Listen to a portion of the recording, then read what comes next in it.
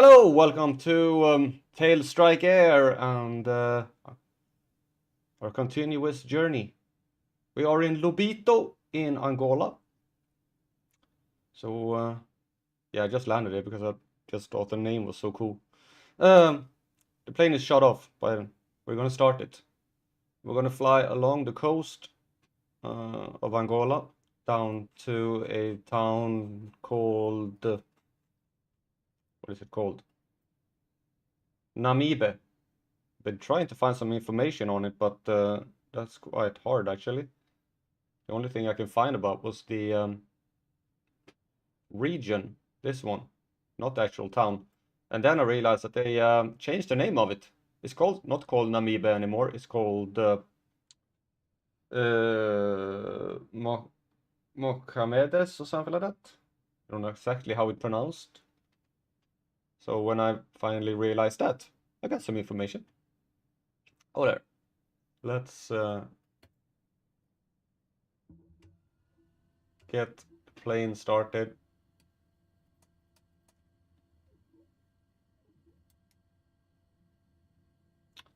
With all of these things.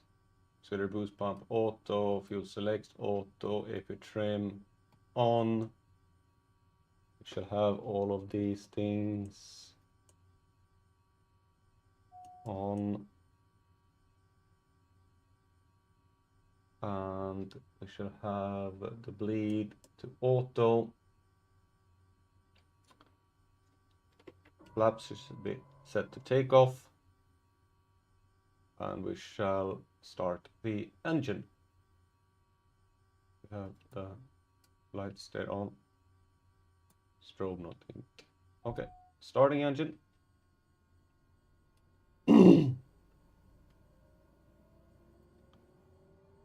There we go.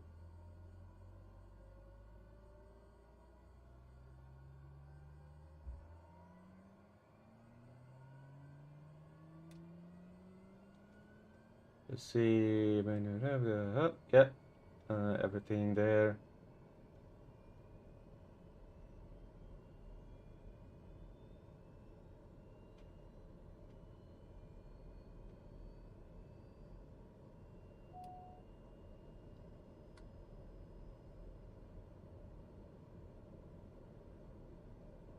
The ignition be off. I don't remember. I think so. Yeah. All right. Let's see. Traffic on. Announce taxi. Foxtrot November Lima Bravo traffic Dahar Tango Sierra 15 is taxiing to runway 34. Okay, taxi into runway 34. Which one is that? Can I see it here? No. Runway 34. Left or right?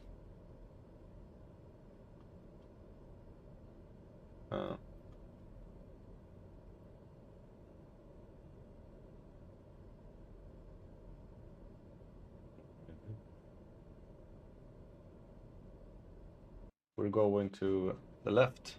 That way.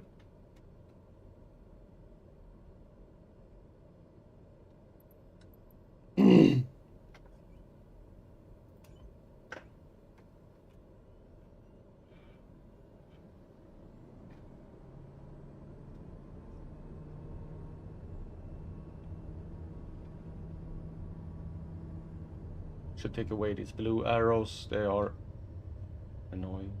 I don't know why they are annoying, but they are annoying.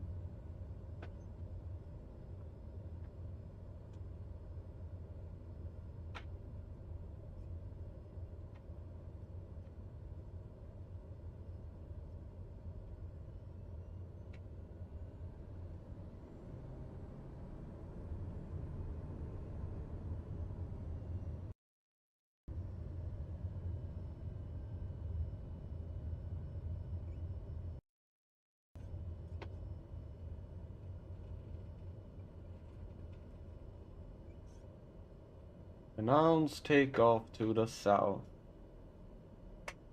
Foxtrot November Lima Bravo traffic Daher Tango Sierra 15 taking off runway 34 south departure.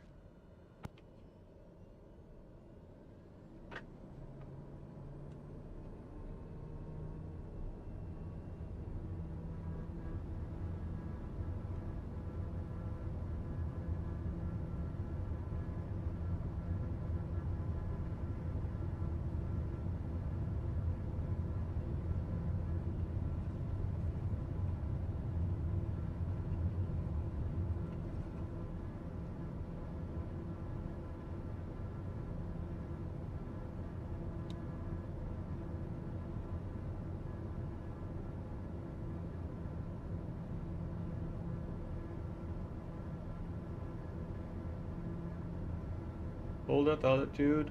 Look at this. I think this kind of looks pretty cool, this area of the town. We are gonna go take a little bit of a tour around here. Heading.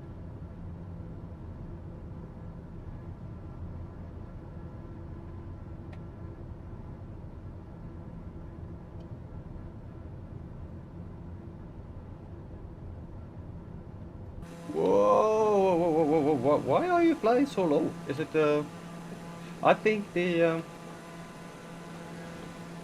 settings was a little bit wrong here for the altitude. That was almost a disaster. Oh, come on, get up. Why are you gonna fly so low?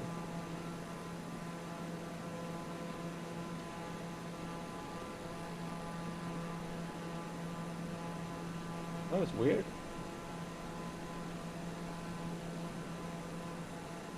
Why it wanted to fly so low all the time? I would really like to get into the plane.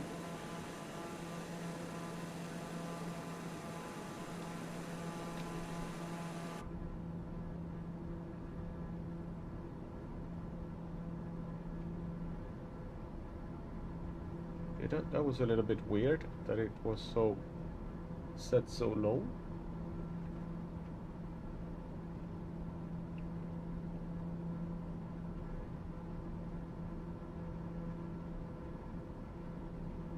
Okay, I have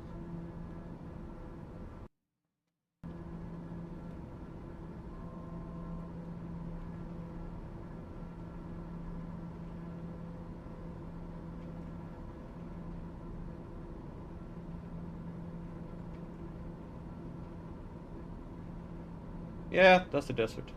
But I want to go towards the ocean.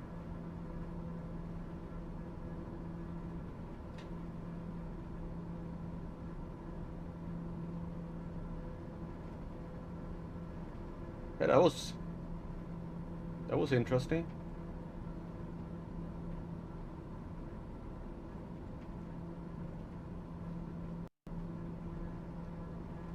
I have a feeling that the barometer is not set correctly.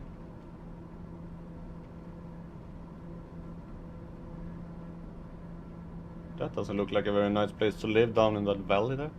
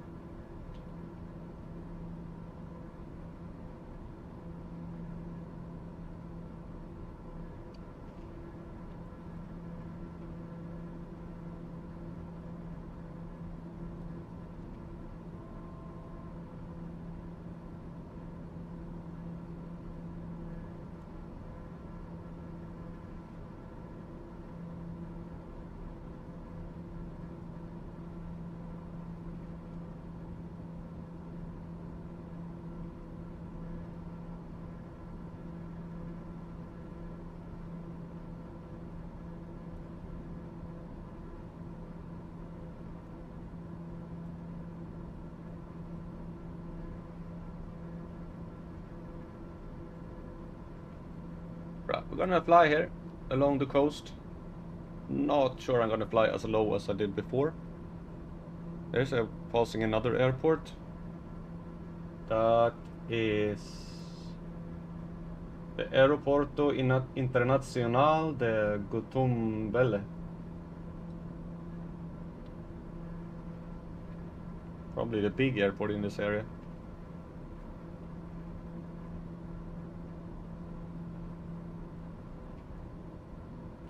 How long do we have till 100? Ooh, we have a long way. 181 nautical miles. Yeah, I don't think I actually found any airports along the way here.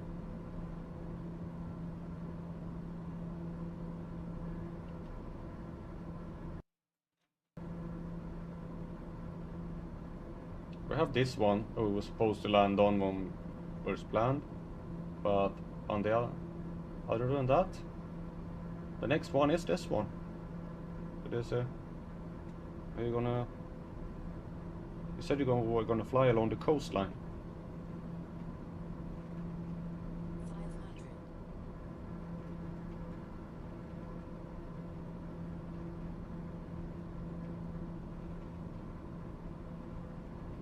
This is gonna take a while, you know? Yeah, about 40 minutes. Main part of the stream.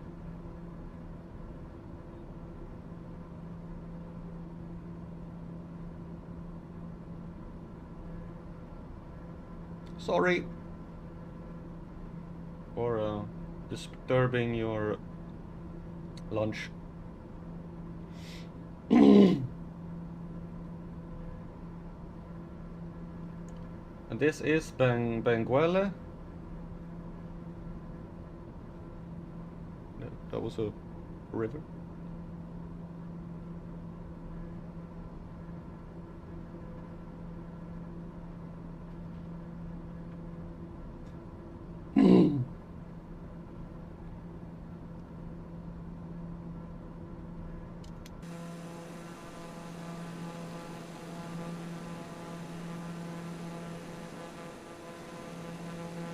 Nice beach.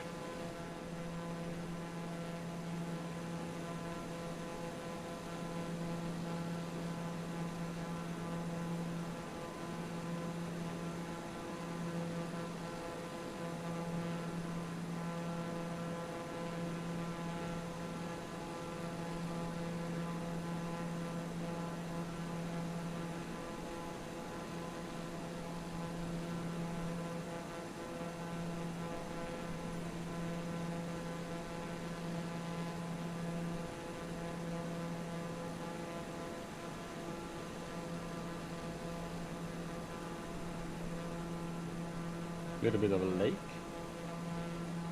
It's interesting.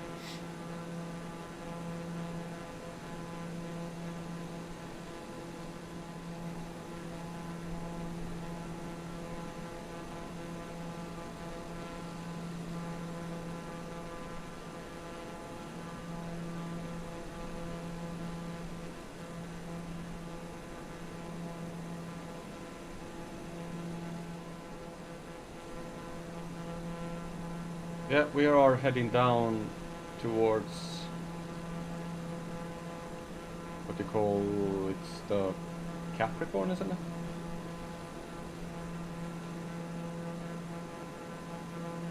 Which means more desert.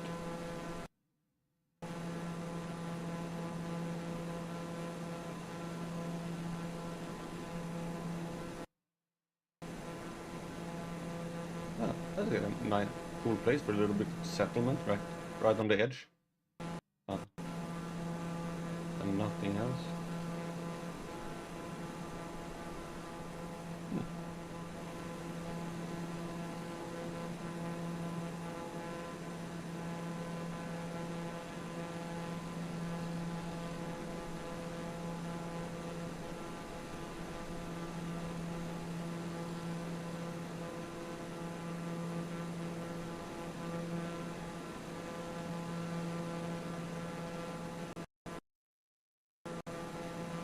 there's some stuttering going on here.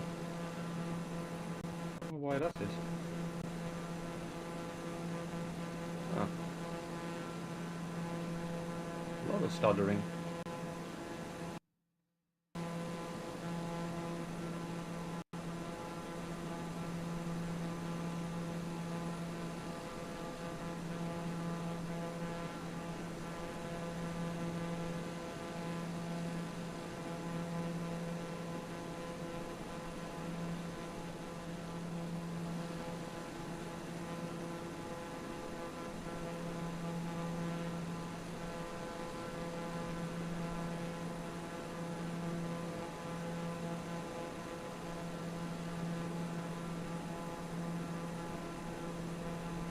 This is Municipatio Baia Farta. Alright, if you say so.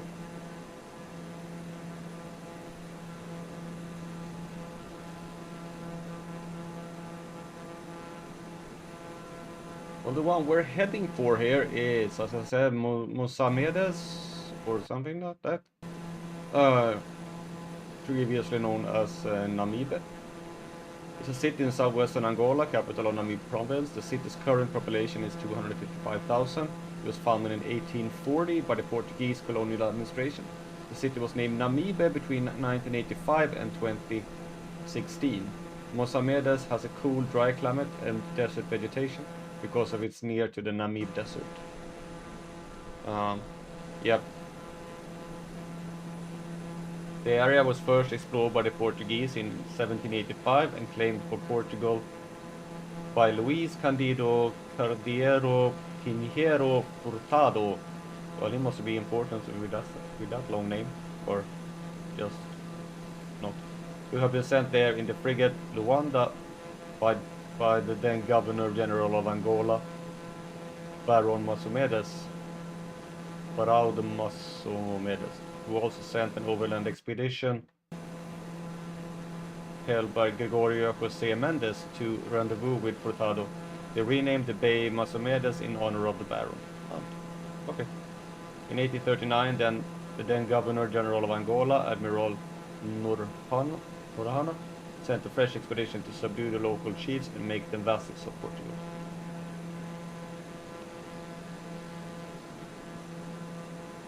The village grew as a fishing port, and by the 1960s it had 143 fishing boats and several fish processing factories. The port soon ranked alongside other important fishing ports such as Luanda, Benguela and Lobito. About 200 kilometers from the city of Mosamedes, the Portuguese authorities founded the Iona National Park, Angola's oldest and largest national park, proclaimed as a reserve in 1937 and upgraded to a national park covering 15,150 kilometers in 1964.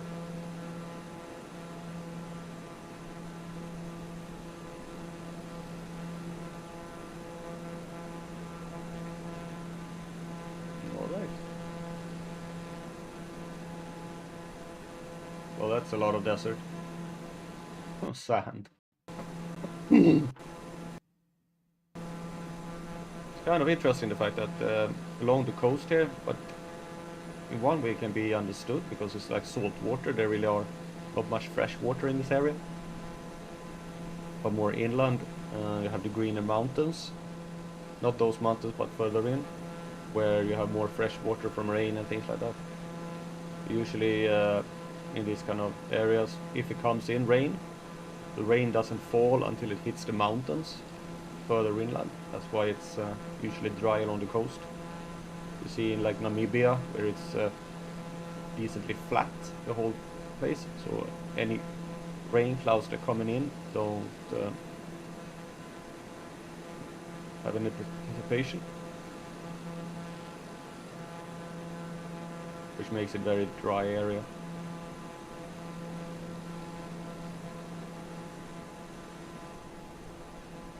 I wonder what that is. Farm.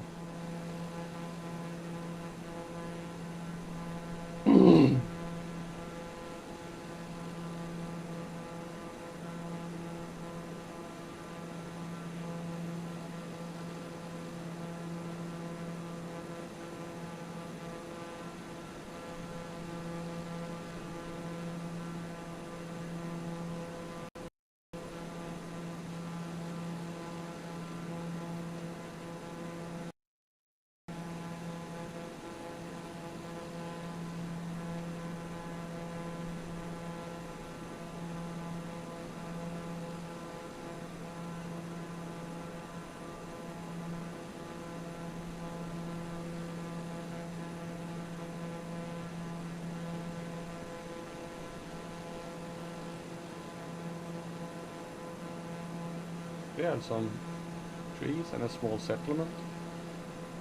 Maybe there are like some groundwater there or something like that. People found.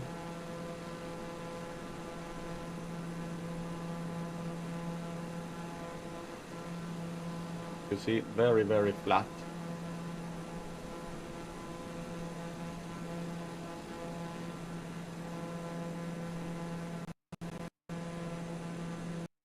Why is it stuttering like that?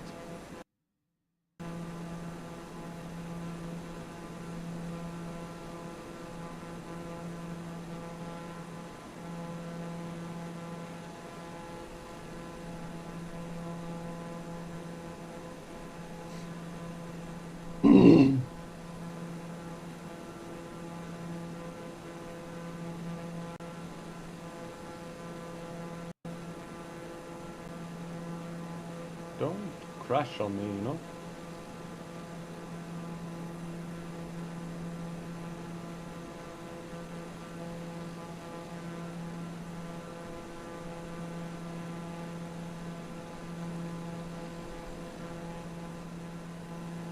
It's only sometimes. That's weird.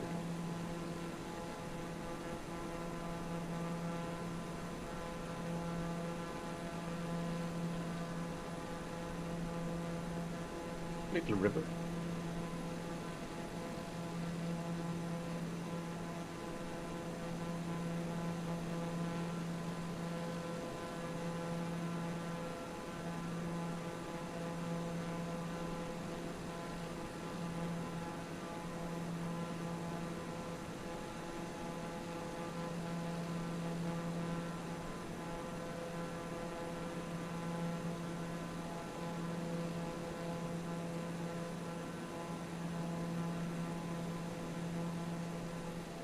You see here, freshwater river brings a lot of fertility to the area. As soon as there's fresh water, there's greenery.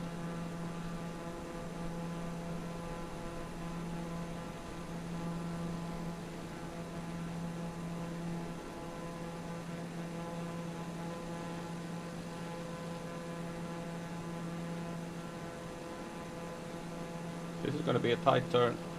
Oh crap. Turn! You're gonna make that one?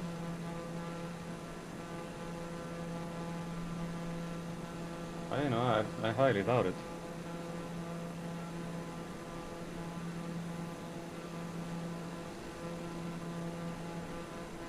Come on, get up a little bit.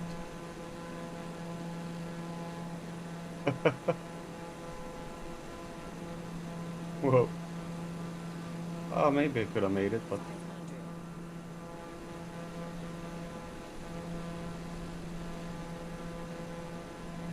whoa, no, no, no, no, no, no, no, no, no. Huh. That's the wrong kind of angle. Because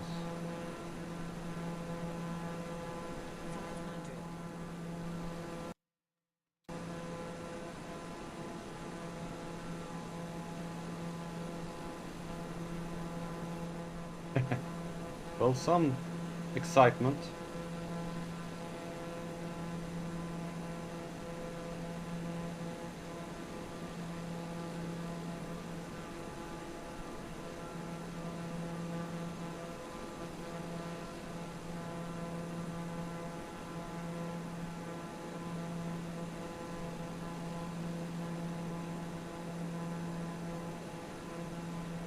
That's a really cool beach there. Right among the high cliffs. It's a beautiful, in a way, a beautiful stretch of coastline here. With the mountains and the beaches and...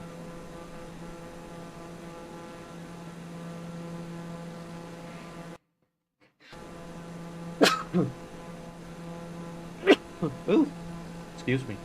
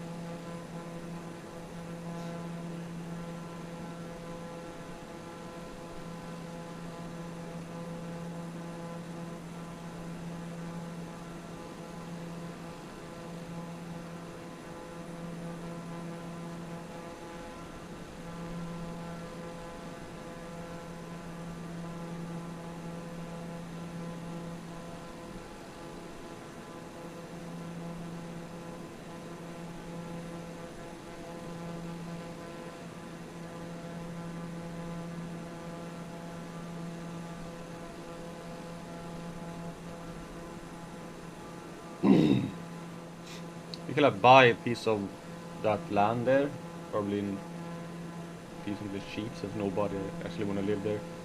We build a resort with some desalination processing, so you can take the seawater and make fresh water, and you marking it to like the ultra rich and famous for a secluded getaway spot.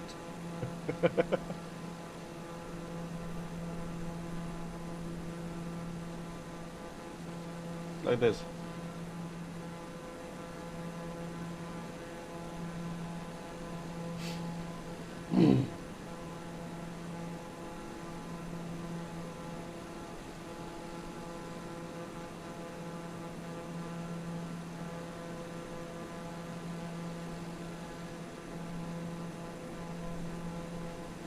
I have absolutely no clue where we are.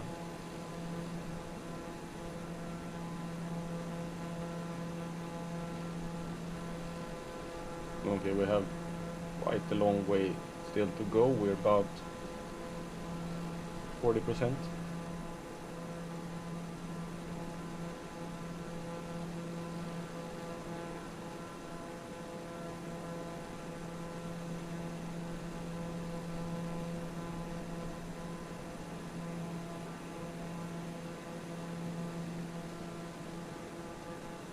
There's some trees.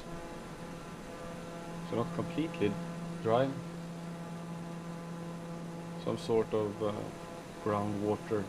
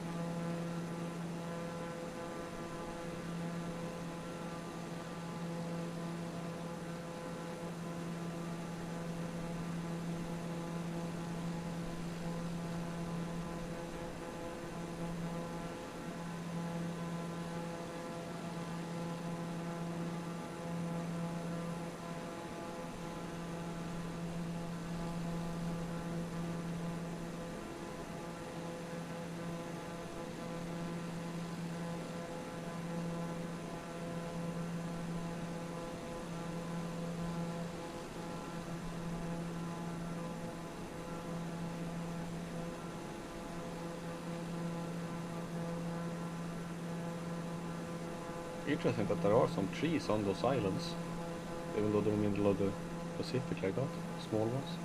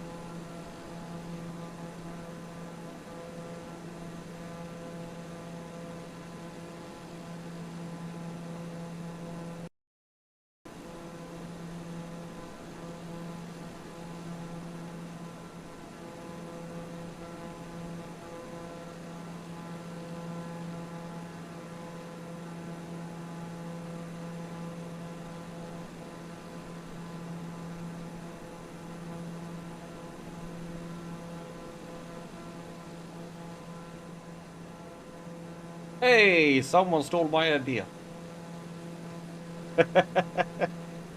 Like a single hotel on a secluded beach. That was my idea. No, it wasn't, but anyway. I wonder what that was. It was right before... Now we have more stuttering, that's weird.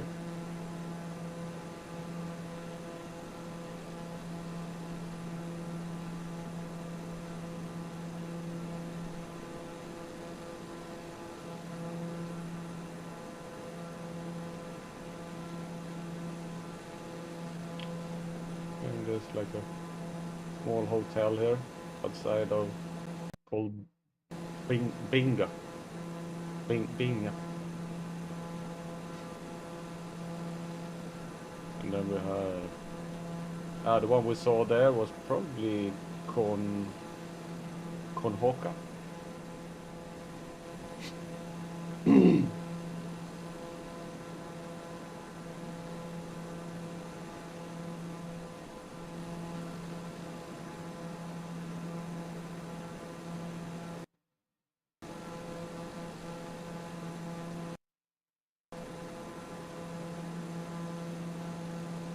Oh, we are soon halfway. Here on our first leg.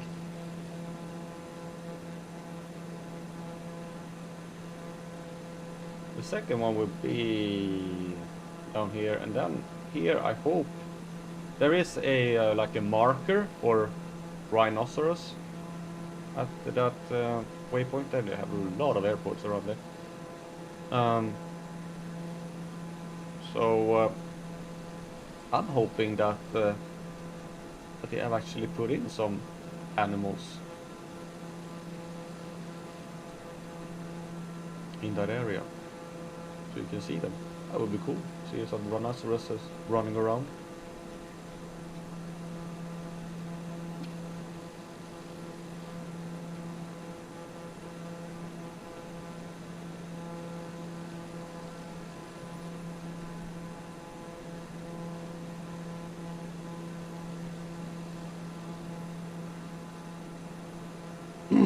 I will see how that looks when we get there.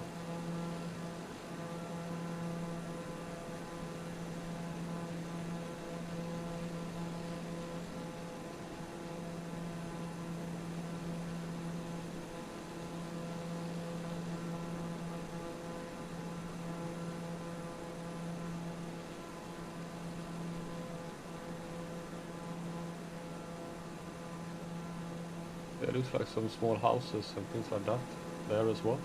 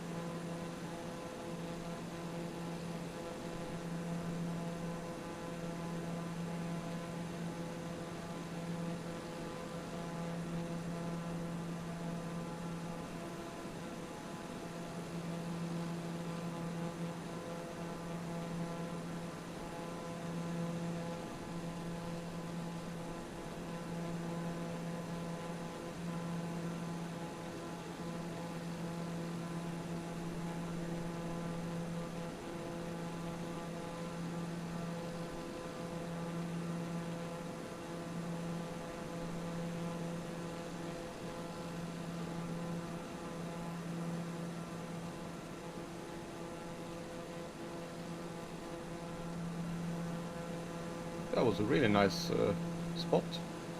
A little inlet with a river flowing down it. Seems like there are some more greenery around here.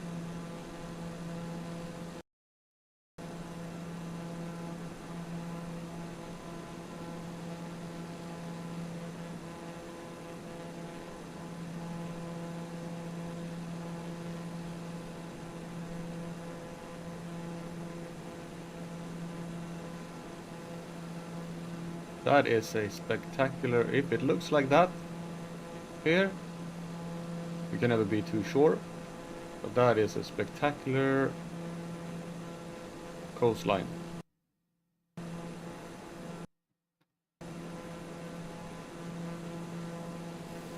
That is almost as high as I'm flying right now. So that is close to like maybe 200-300 meters. That makes the white cliffs of Dover look small. That's like the brown cliffs of Angola.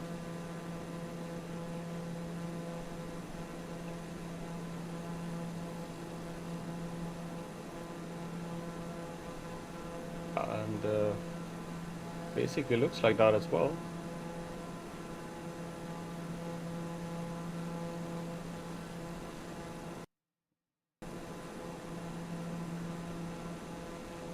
That is how the that piece of coastline looks for real, but in Google Earth at least. So spectacular coastline.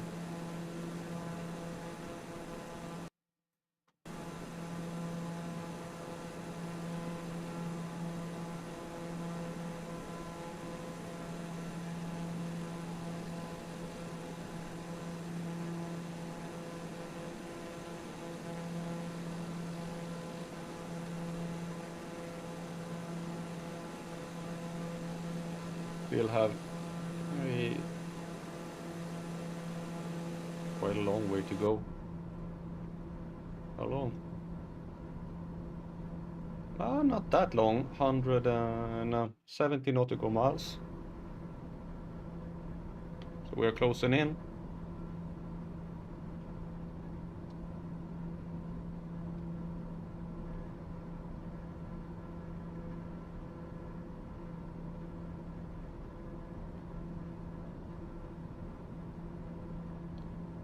A little bit of a more low lying again.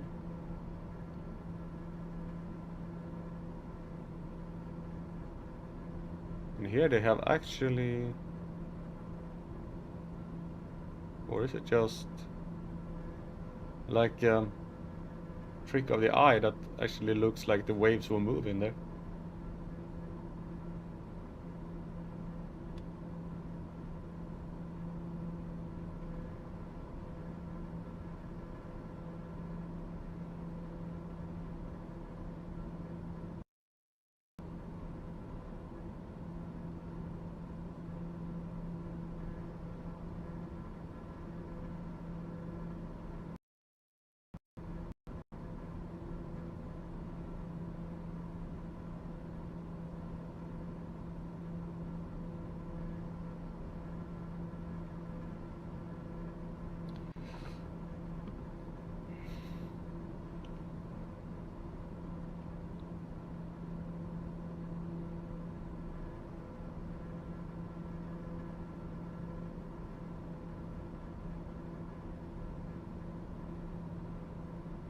There's a small settlement as well.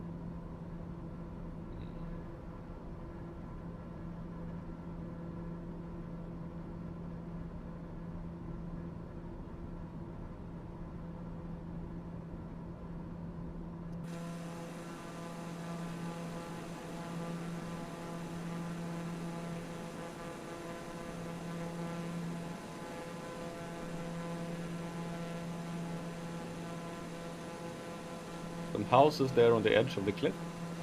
That's like a small farm or some hacienda. Well, Angola is Portuguese, so it should be in hacienda.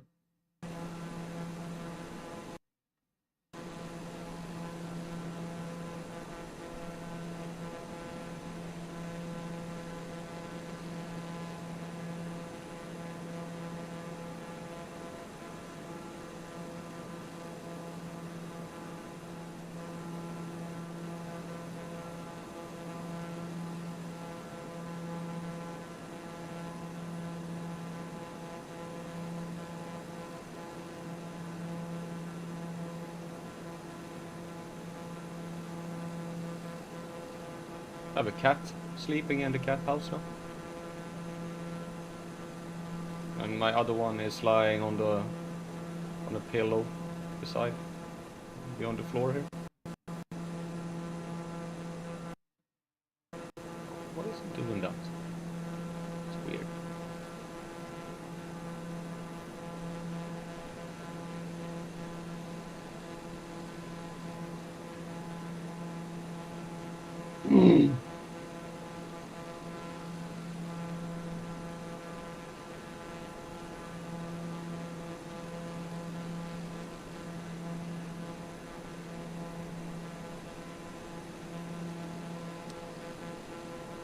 That looks like an interesting mountain ahead.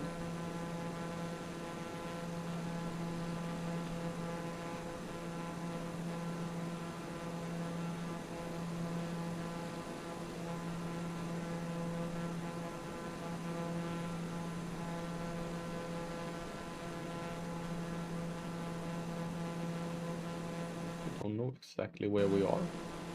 Yeah, those were the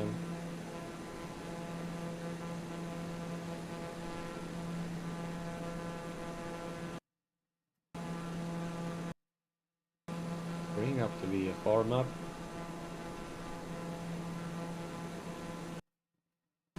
Here we are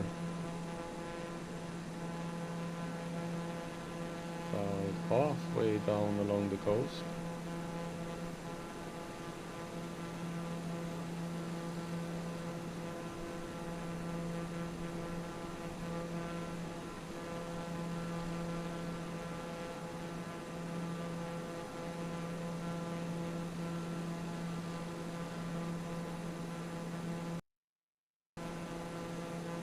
I'm trying to figure out where on the map we are.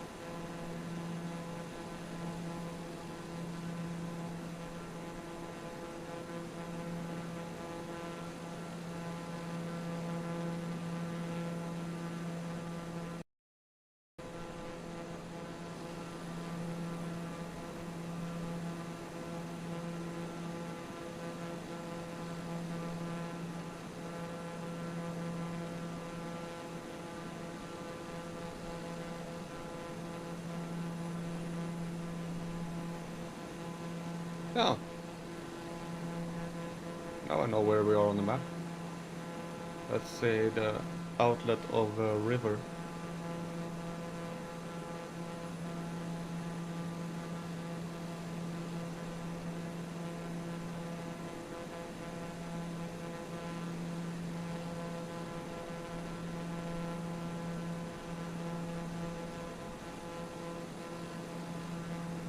This is a very dramatic coastline.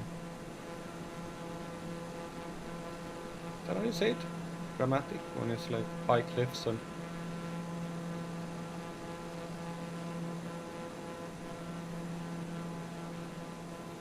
Well, this coastline won't actually have a problem when it comes to rising sea levels, at least.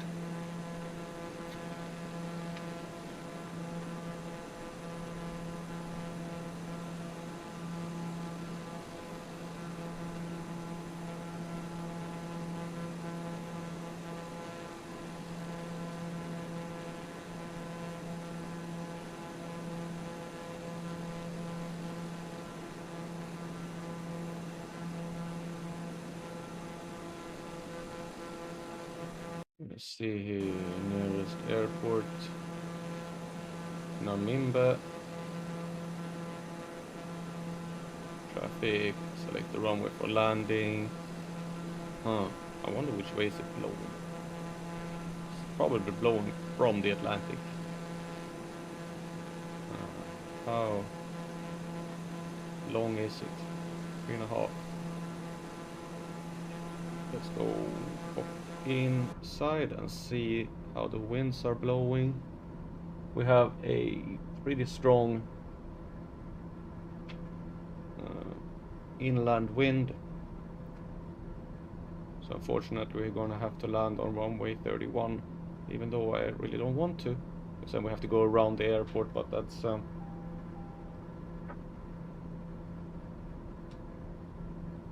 how we have to go. Well, can't have everything.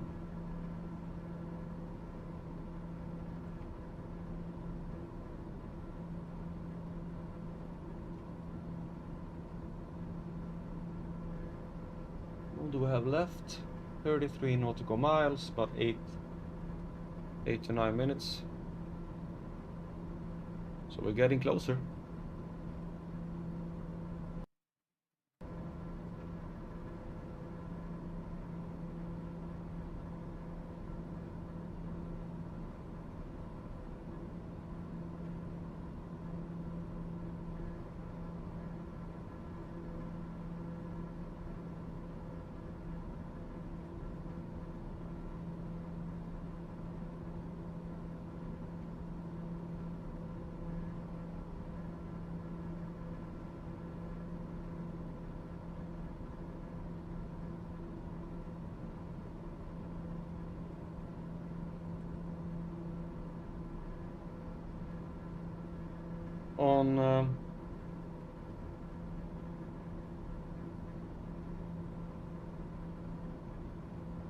On Google, it says that this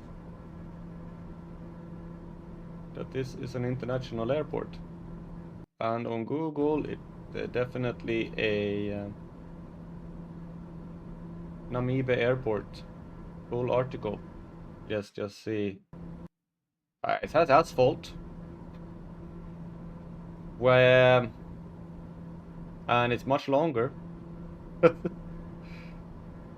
Good one there, Microsoft. You have absolutely nailed it with this one.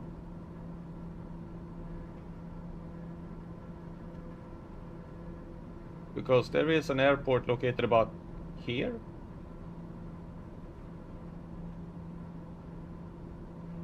Yeah, around here is an airport. It would be interesting to see if that airport is actually there. So we'll be fly over like this to see if that airport that Google says isn't there actually is there. So because on Microsoft says because on Google Earth there isn't an airport where Microsoft says there is one. Nope. Well, this would be interesting.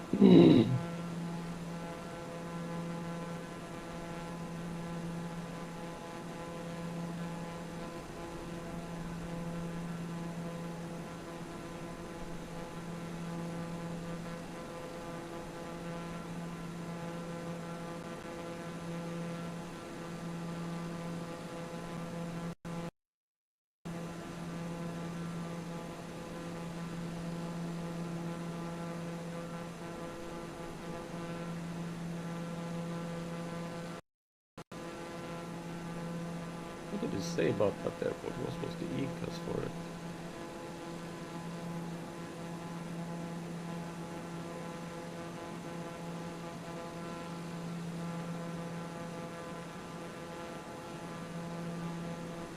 FNMO. Ah, it's the same one.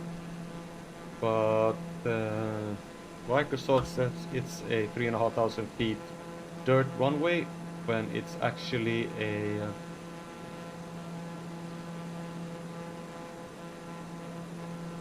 a asphalt runway at 8,200 feet.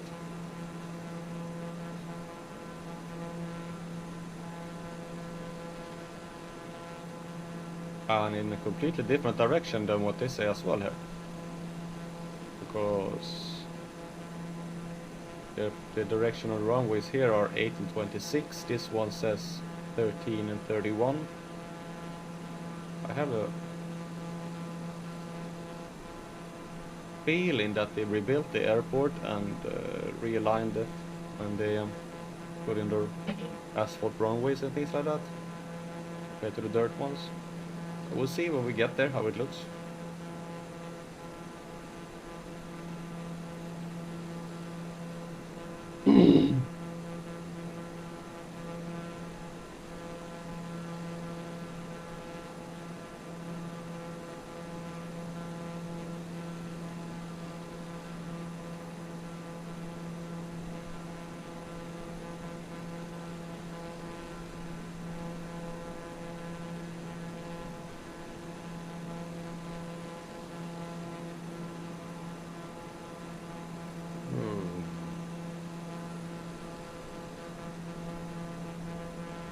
There is not much that is correct. I found a page here, and it says that the elevation is 210 feet, and not 171. It has a beacon, and it's a joint military-civil airport.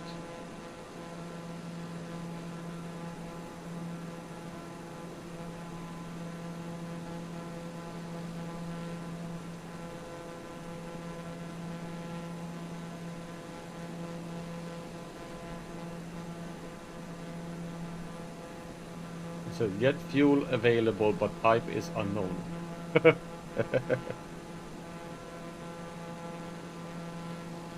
Oh well, we'll see how it looks when we get there.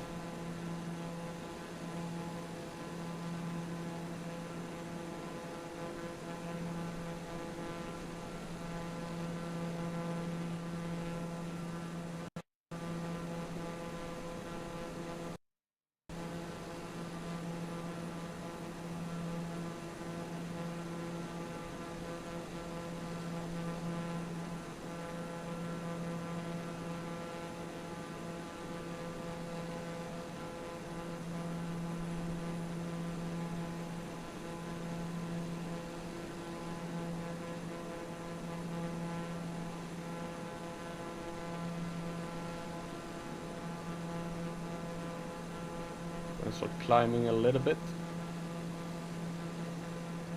Get a better overview of what's happening.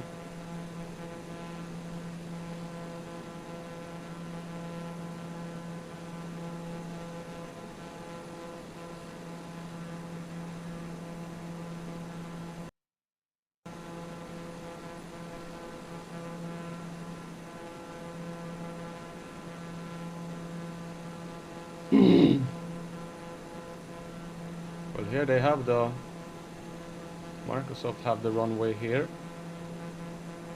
and as you can see, there is no runway.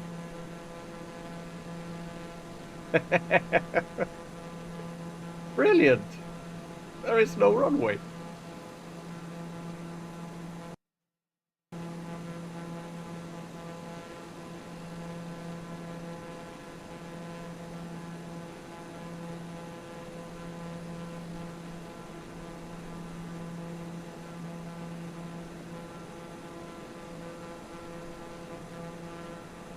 Because the actual runway is here, located in that direction. So we'll see here when we pass over if we can see if they actually have the other runway in or not.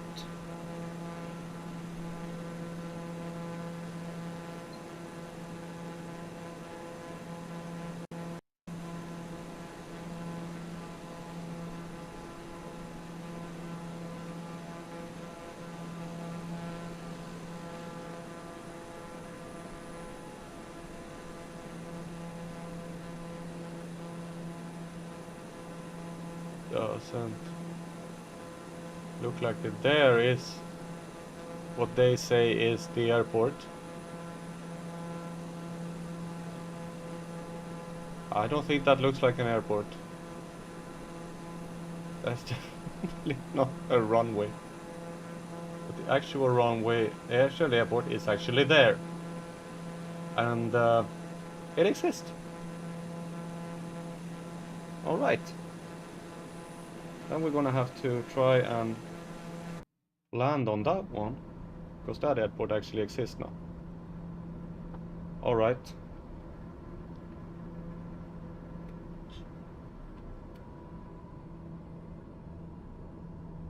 As you see, there is the runway. Gears.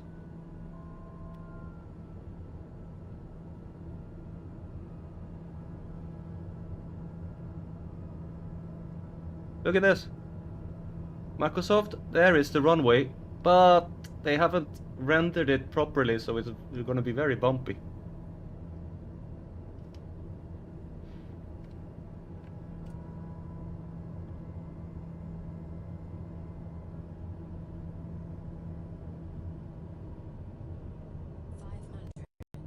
The airport exists, but not. Which is going to make this a very, very bumpy landing. So I'm going to go in slow. Okay, this is going to be interesting. I'm going to come in a shallow angle. Oh shit. Roller coaster.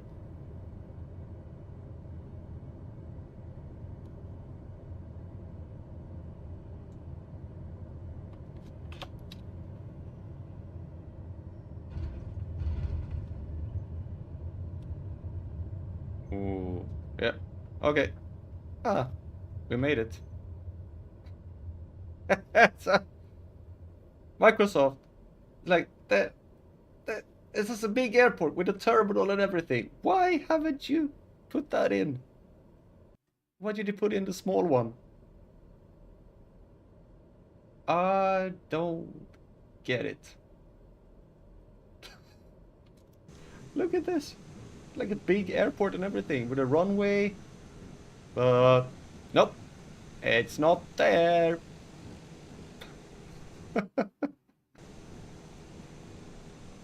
Well, it obviously is. So maybe can fix that.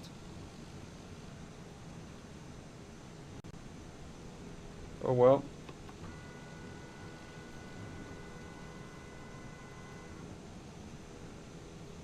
I'm gonna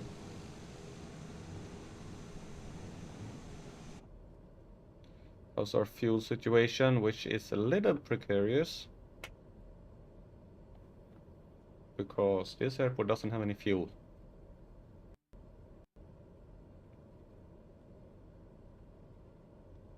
It's gonna make it a bit interesting to see if we can reach our next destination.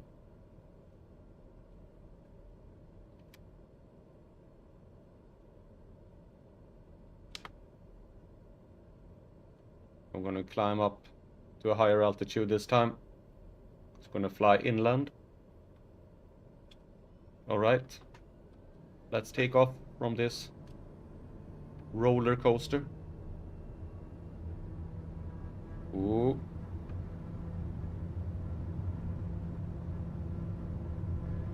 I'm gonna fly over this one. Oh. Oh. Wow.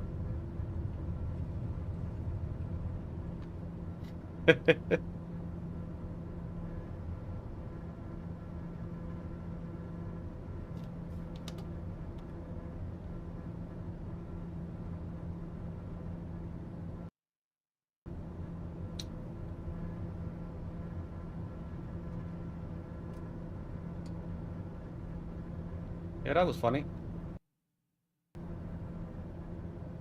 There is like a really nice big airport. What do we choose to put in the game? The non-existing one. With a dirt runway. Hmm.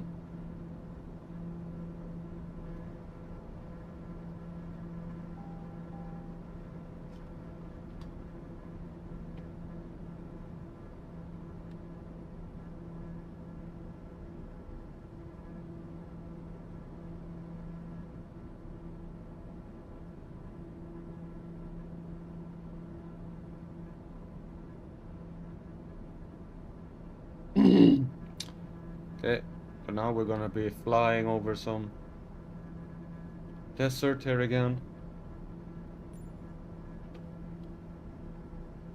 I'm just gonna fly up, up, up, and away.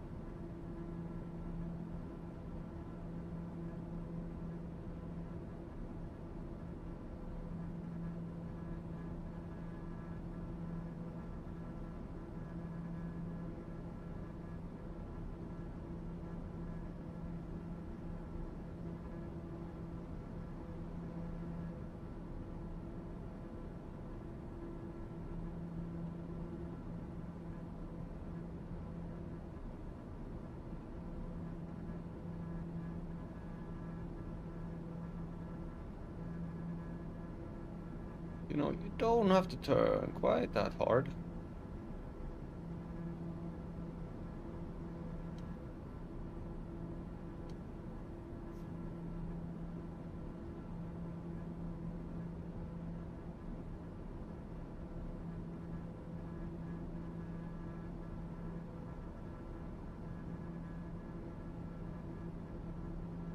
Why do you want to turn that way?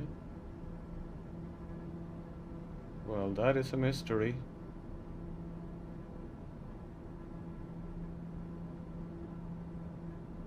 Ah, now you're going right.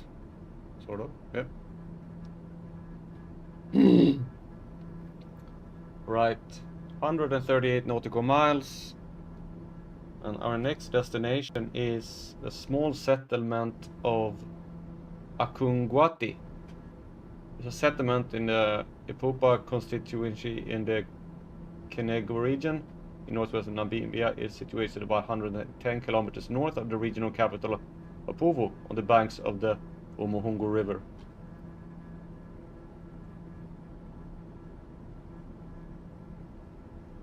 And there is Upuvu. It's a big runway. This one is a small one. But as it says, it's a concrete, so there's another one here. And another one here.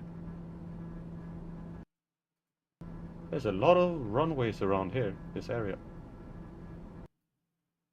There's another one. There's one there. There's one, and there's one.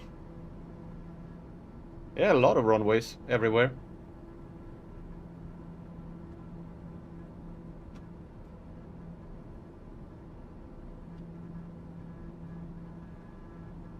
And apparently there's a health center, a police station, and a school.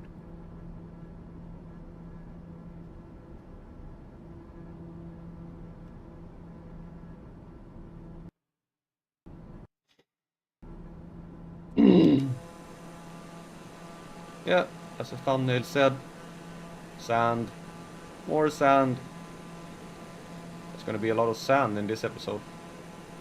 Because from now on, it is basically sand. I'm gonna fly into some more mountainous area, and a little bit of a green when we get down to like a big lake in Namibia.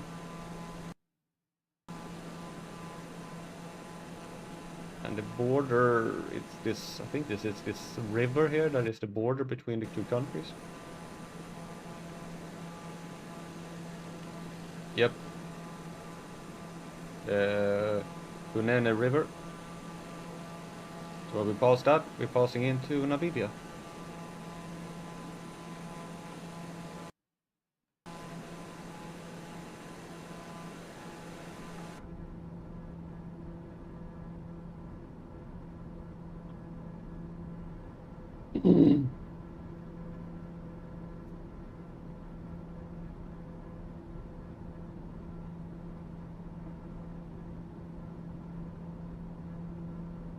And there is like the high plateau that we were flying over before. in Angola.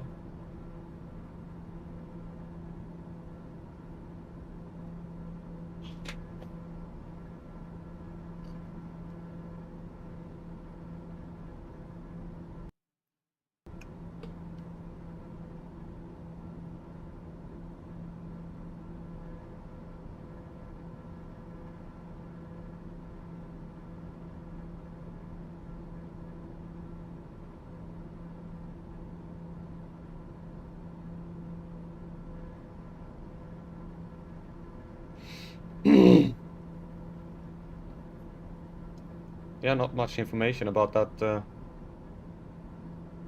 that little town there, or settlement. Which is like the airport is basically bigger than the whole town.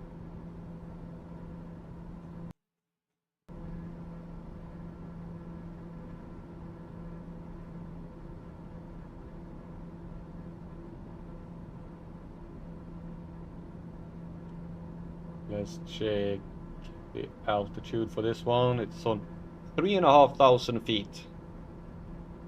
So we're up on the high plateau here again. We're going to be flying over some mountains, which seems to be, if that is 3,500 feet, then those mountains there are pretty high. I'm going to fly over. Cool. Look here on this is where we're going, and then you have the ridge, mountain ridge here, and you have mountains on this side here, and we're gonna fly straight through them, past them. Maybe should deviate a little bit and come in.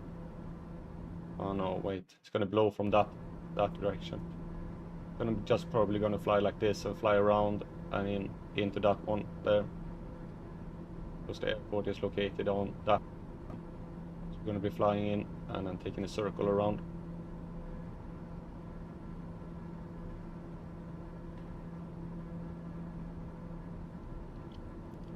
So we'll be coming up to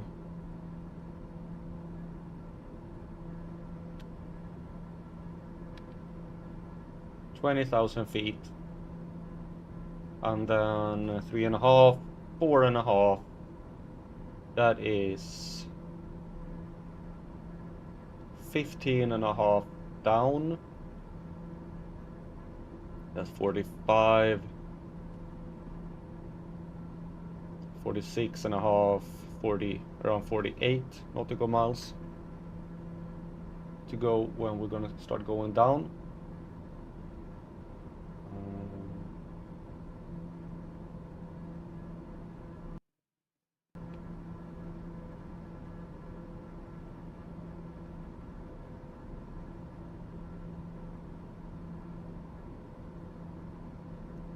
I think you can go up higher. Says you have. Yeah, I wonder if they have fuel on this airport. Because I'm getting a little low. I have 40. I don't even have fuel for an hour. Ew. Yeah, but you have only half an hour, and it will be down to maybe 15 minutes once you're done. Yeah, well, I really hope they have fuel at this airport.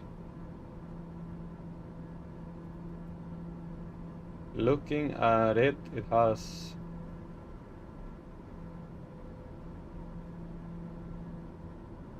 It is not sure.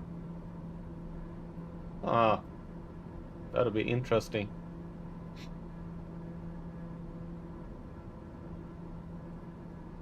Okay, recalculation.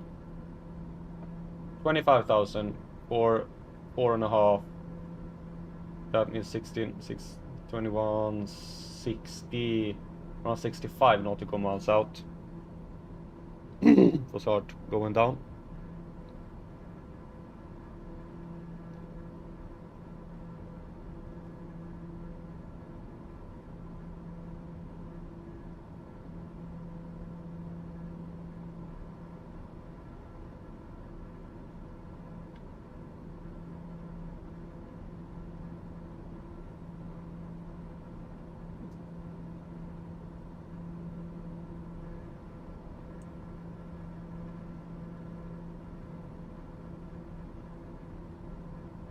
Well, at least we have nice weather.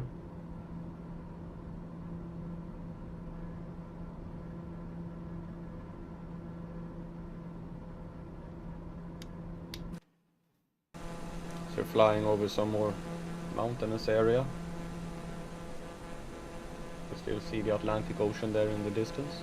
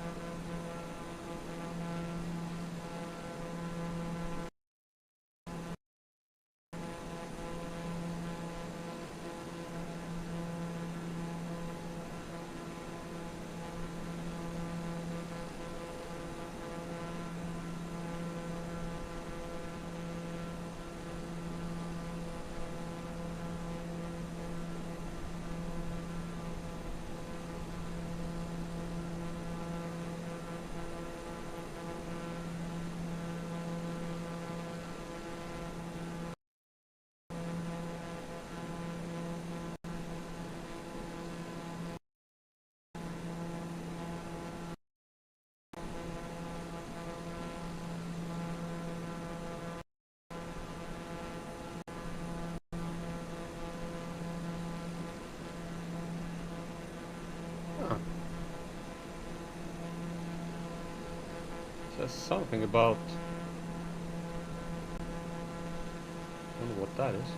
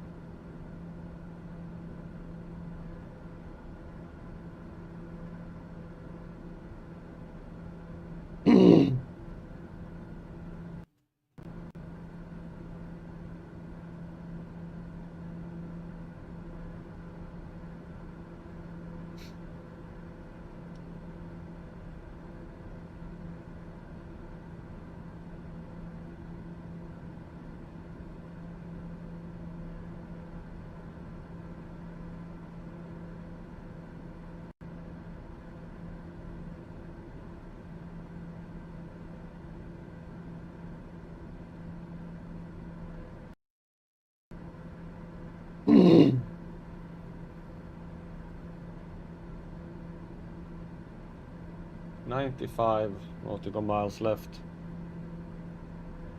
Could probably have gone up to 28. Yep. 23. Oh, yeah. We'll leave it now at 25 here.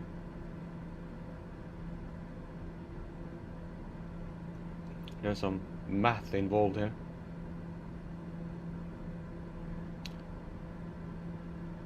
So 4.5 to 21, 63.5, 68.5. It's 68.5 should be good.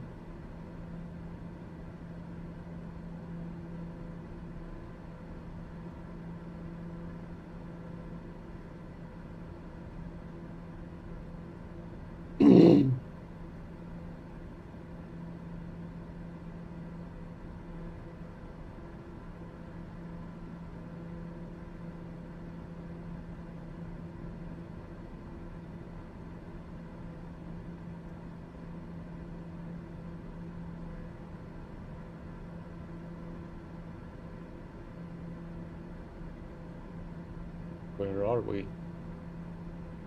Okay, we are still a long way away. We are not even halfway.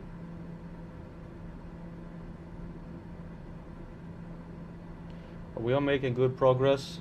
16 minutes left. We're gonna land with very little fuel. So I really hope that they have fuel on this airport, otherwise it will be I wonder if I can make it down to Puva airport if it's would be needed. If they don't have fuel here, which maybe we have to make a short hop down to this airport to be able to refuel.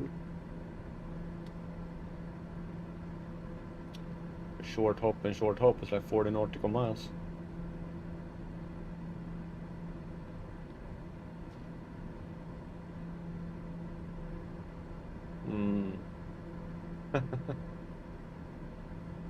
We're gonna have be very tight here when it comes to fuel.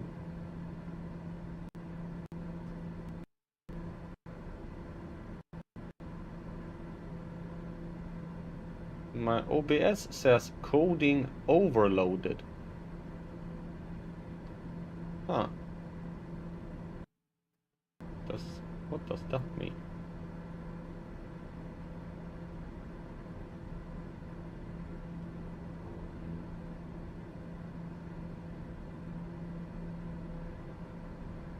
I have 10,000.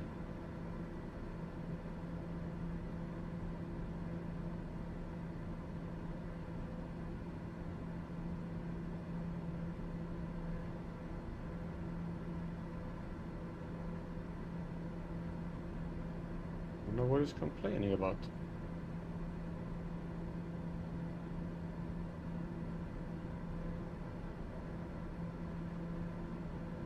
Huh.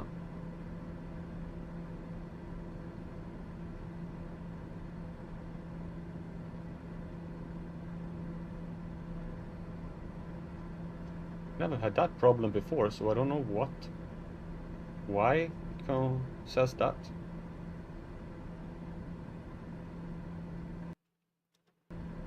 Here we have 74. We're gonna start going down in a little while.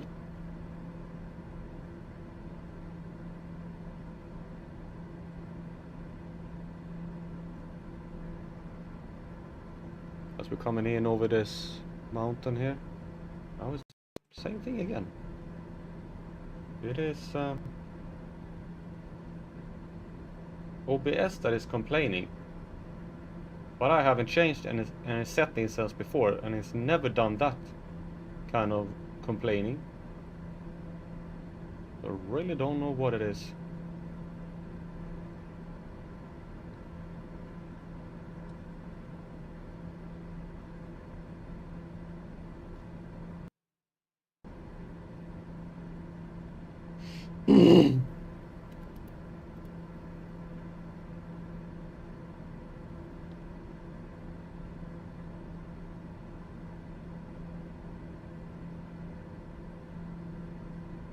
I'm turning my knob here like crazy in order to get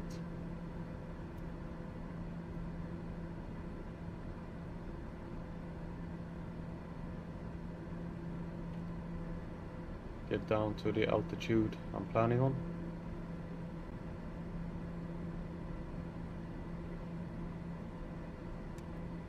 I'm also gonna set the heading knob so we keep have the correct one there.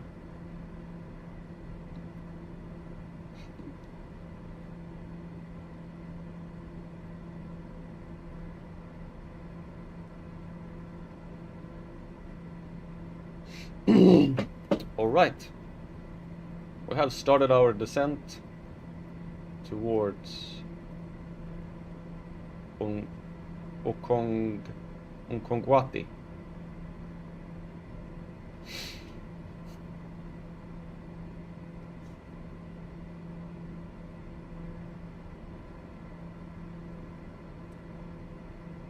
That really doesn't look like 1028 to me.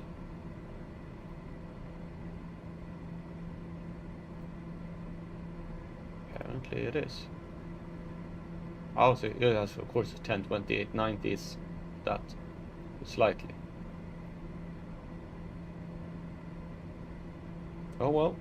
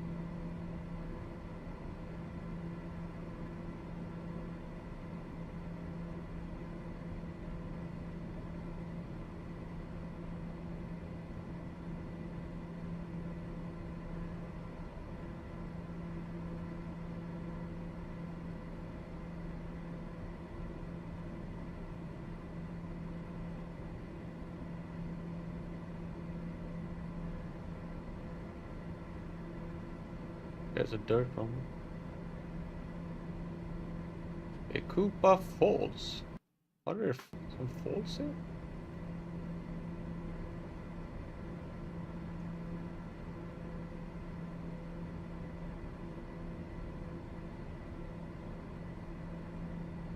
Ekupa. Ekupa Falls, also known as Montenegro Falls in Angola, are created by the Kununu River on the border of Angola and Namibia, in the Kwakaland area of the Kununu region. The river is half a mile wide and drops in a series of waterfalls spread over 1.5 kilometers, with the greatest single drop being 37 meters. The name Ekupa is a Herero word for foam, in reference to the foam created by the falling water.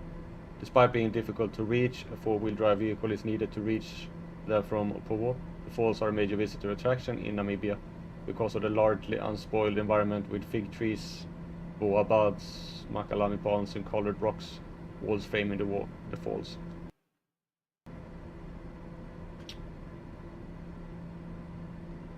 Okay, cool.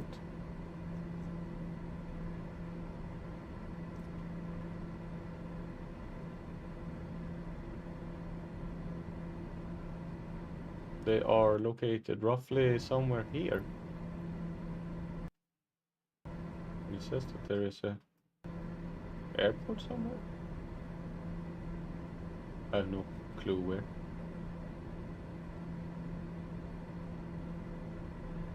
Okay, there's the falls. Oh, okay. Yeah, there's sort of an airport. Little piece of dirt. We will probably be able to see the falls from our vantage point here. It should be somewhere in this area here, I think.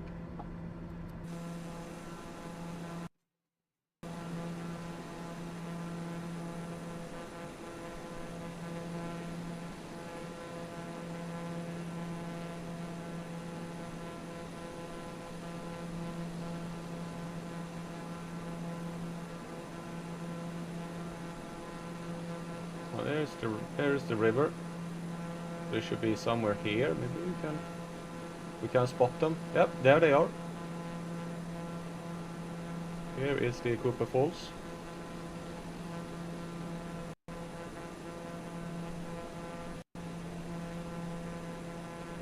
Wasn't that nice of a rendering of it.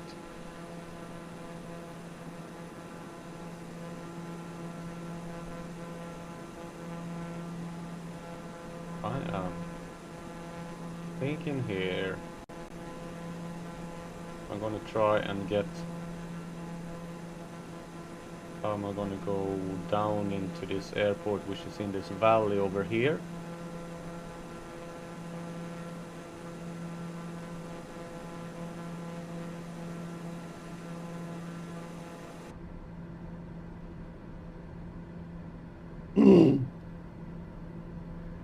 Oh, all of a sudden this one started showing.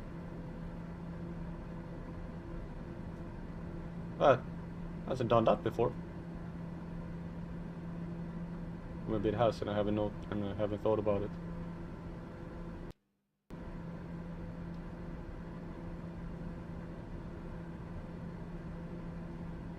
Video in. What do you mean video in? I can only set video out.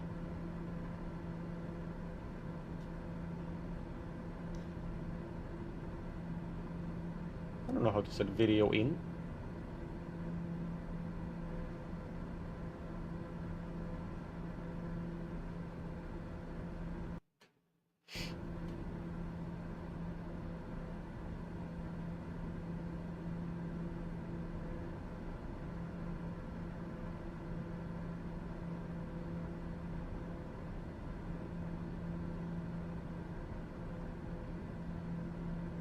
Yeah, the airport should be somewhere in this.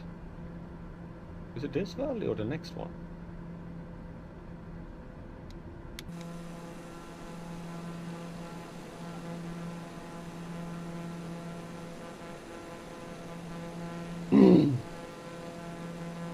These mountains here probably these ones, so it should be somewhere there.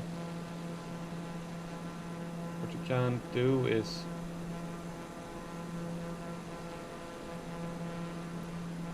turn.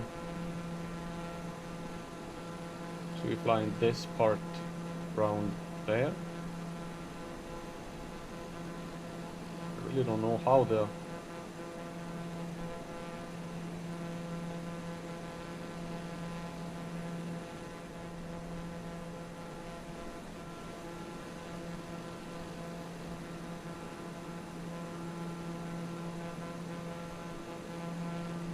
No, it feels safer to fly past the airport and make a turn like that.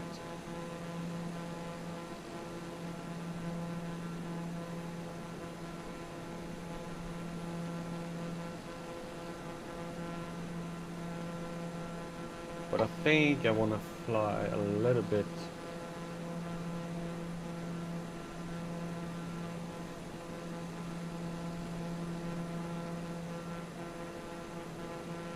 Or maybe.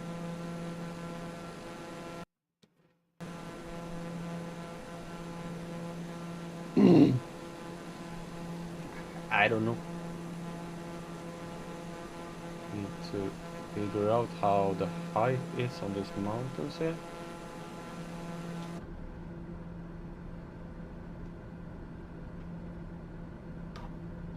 Yeah, I can probably do like this.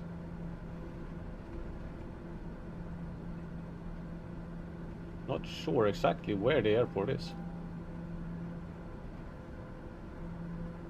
But flying like that seems like a good plan.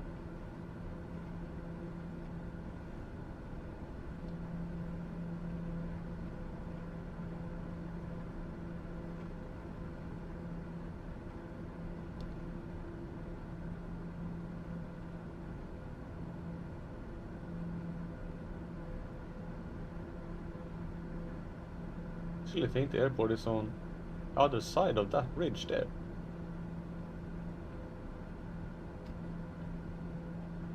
So I think I'm gonna set our altitude a little bit higher as we're flying over here.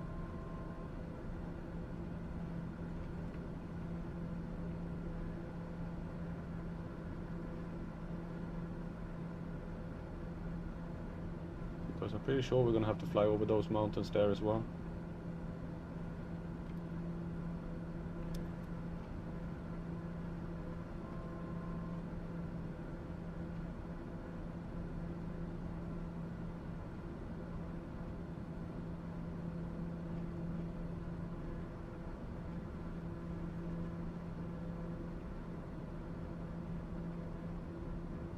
It's not that it's up on that.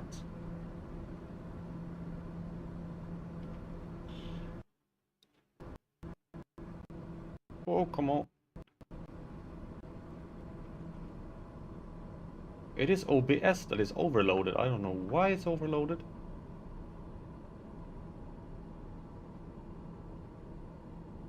But it's OBS that is complaining.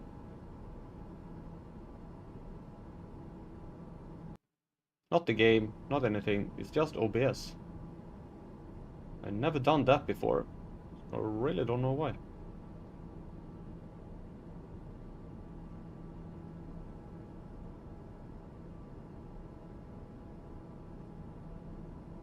Okay, I think the airport is somewhere in this valley here on the other side.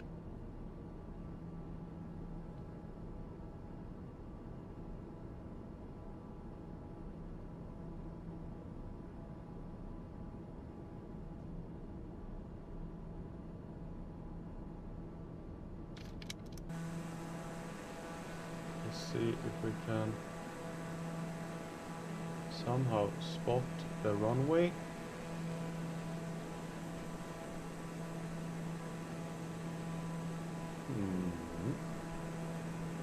Should be almost to there to our, I think it's that one. There it is. Okay, and we know where it is. It is there.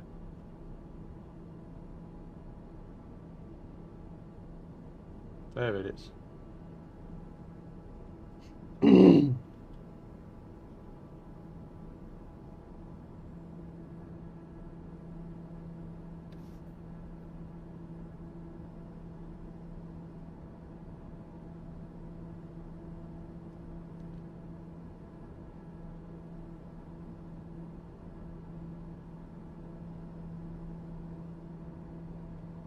No.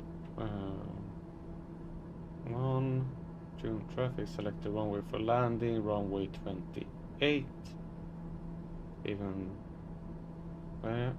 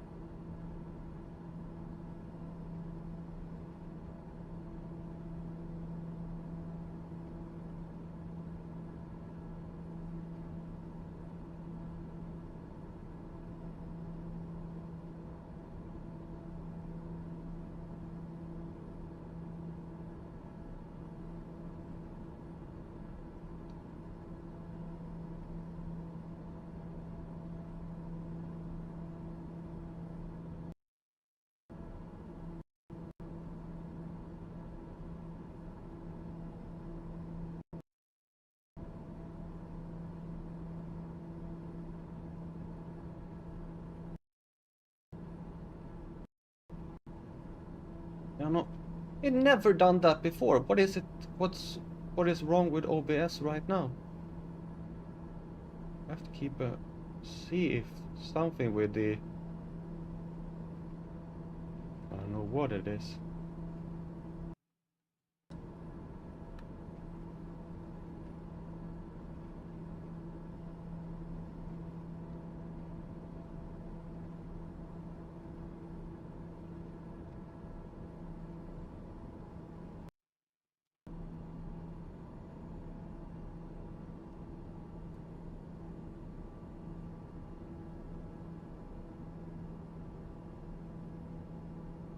There is the runway.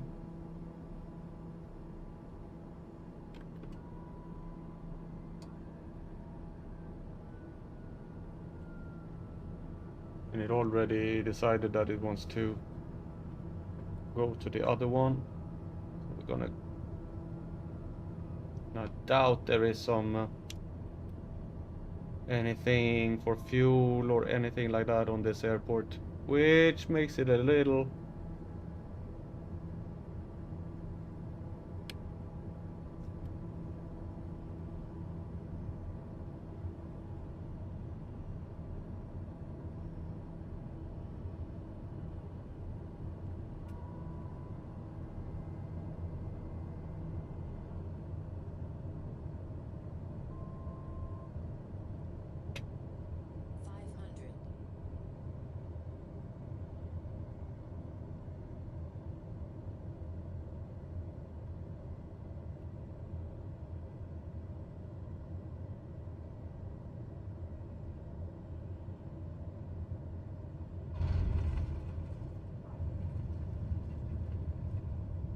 Right.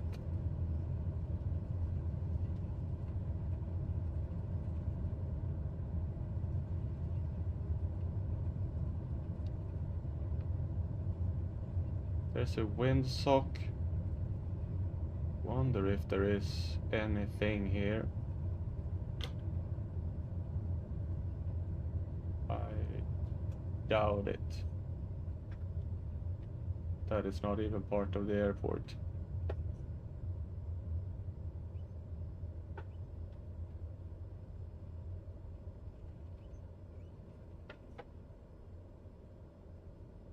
Oh. Okay. How much fuel do I have left? I have fuel for I don't know how much flying. A little bit faster. Flight plan. Let's see. Where is that one? This one is a bigger as airport. FYOP. There, insert after F, Y, O, P, enter. That is 50 nautical miles. I think we can make that. This is going to be interesting.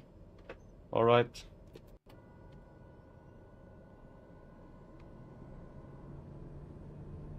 A little bit of a detour here.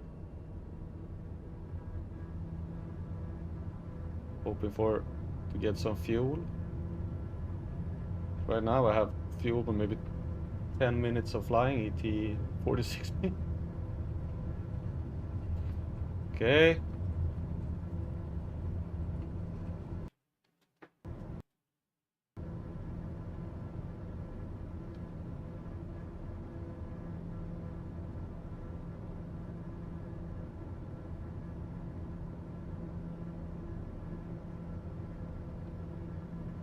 Maybe we'll be ditching in the desert. That wouldn't be nice.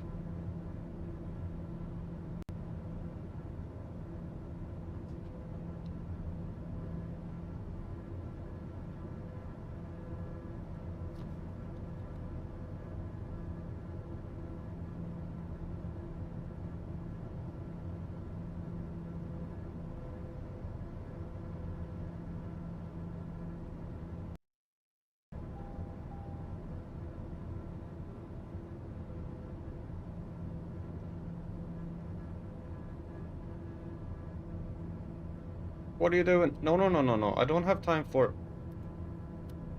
any bloody detours.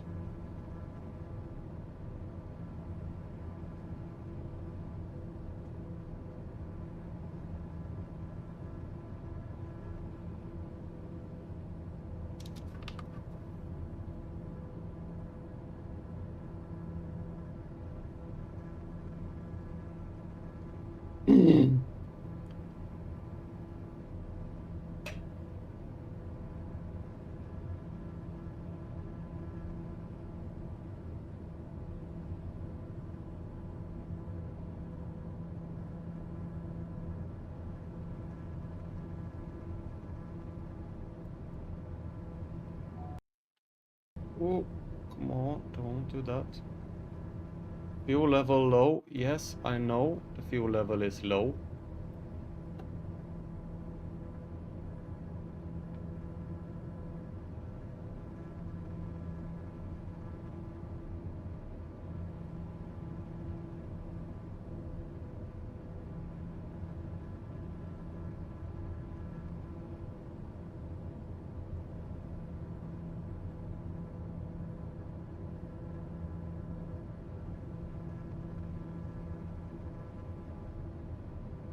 Thank you, I'm fully aware.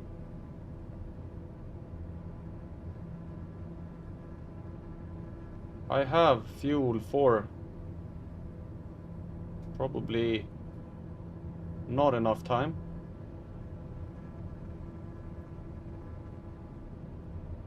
That one isn't much closer. Actually, it is a little bit closer.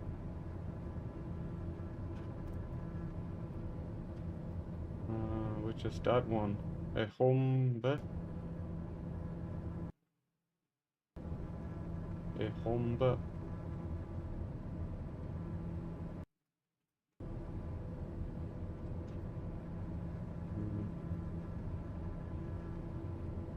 No, not really that one either. Oh, this is... This is gonna be bad.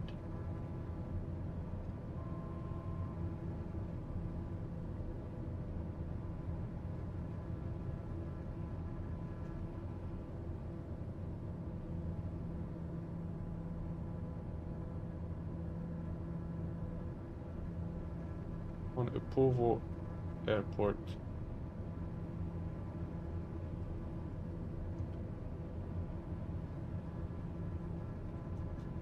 Well.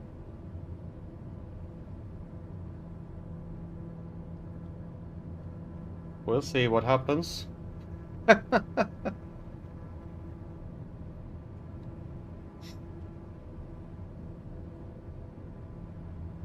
How could I have known that there was gonna be any airports with fuel whatsoever here?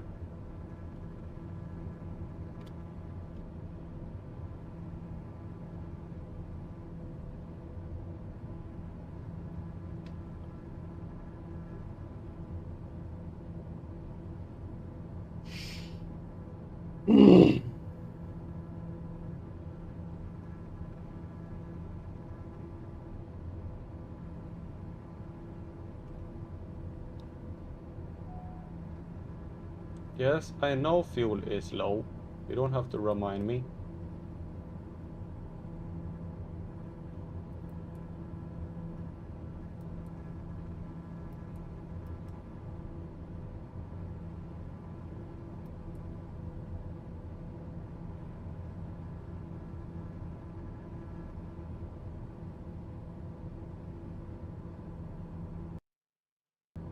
So,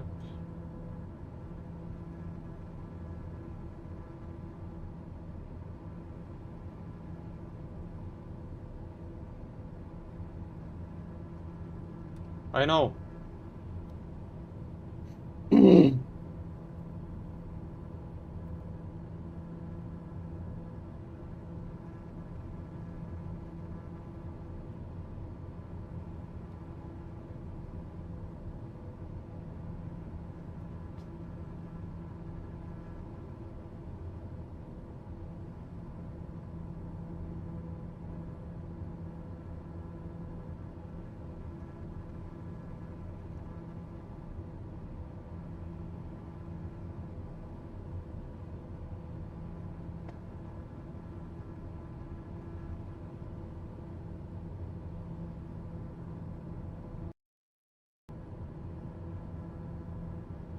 Well, are we gonna make it, or are we gonna crash? Tune in next time for the conclusion. No, we're not gonna tune in next time. We're gonna continue.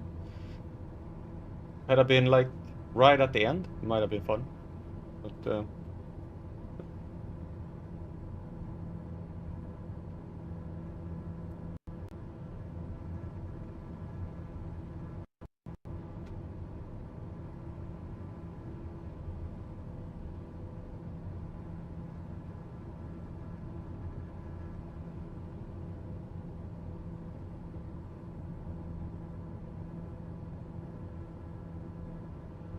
we have 9 minutes left to the airport, and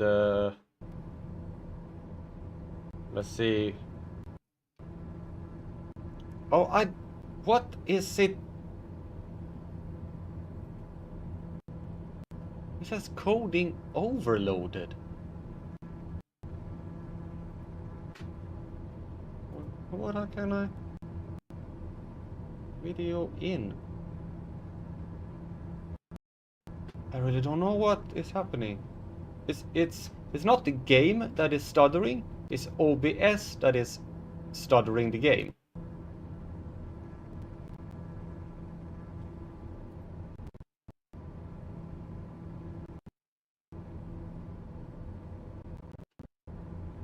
I don't know what is happening. Why it's doing that? Um,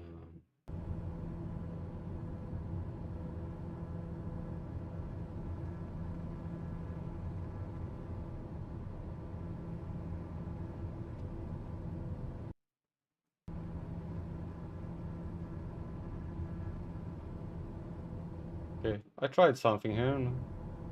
Let's see what's happening, or maybe I should do it the other way. Um,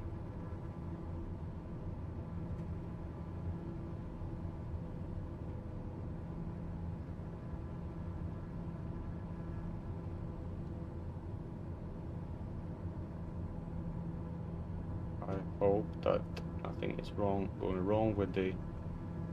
No, seems to be working fine with the stream as well. Okay, that's something.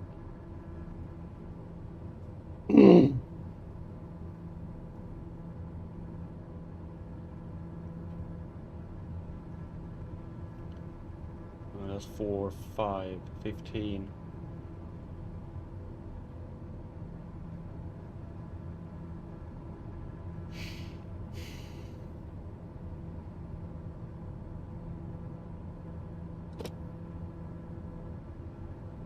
Wasn't planning to go in here to Upovo, but just hoping that there actually is some fuel here, and it's located right in the middle of some mountains, which is gonna make it interesting as well. Because this map isn't really showing it as... Oh, I'm having my gears down. And my flaps. I completely forgot both gears and flaps. That's gonna drain more fuel. Ow. I was so focused on... It's the same as I did when I flew with Ruff before. That I forgot to put up the gears and flaps, and I ran out of fuel.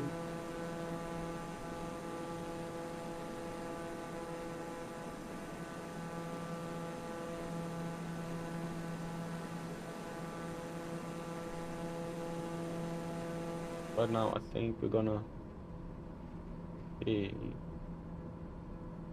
actually not producing any less fuel, but it's just that we're flying faster. No, coding overloaded. Okay, let's get it down a little bit and see if that helps.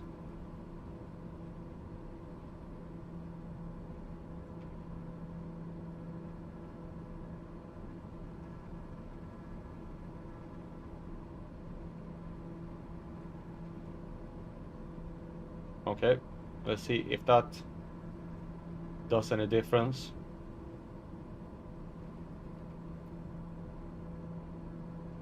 Really weird.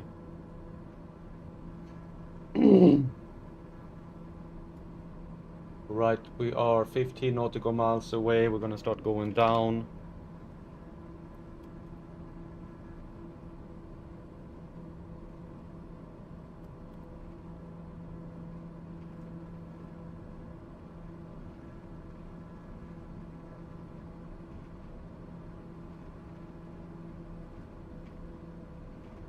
Also, I'm currently flying at 144.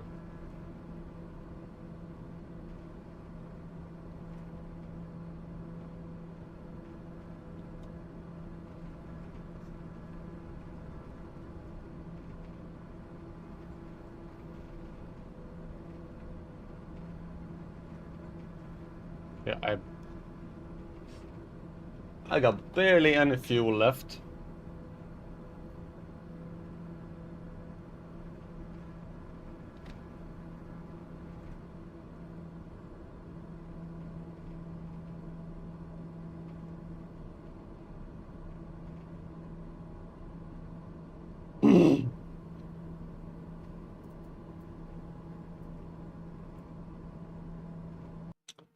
Okay, let's see if we can pinpoint the runway somewhere.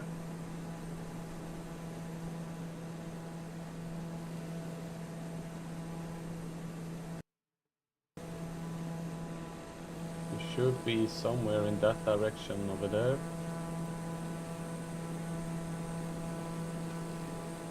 Really don't know where.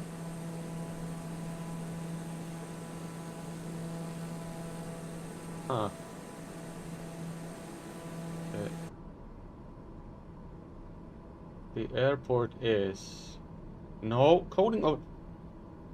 What is Why is it doing like that? I don't know what it is. I can't...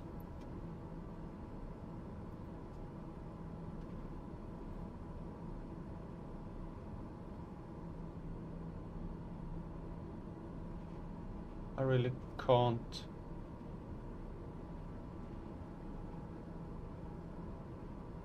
Really can't change anything. It is really, really weird why it says that. Okay, we have... I have to check that before the next stream. 176 to 1 is the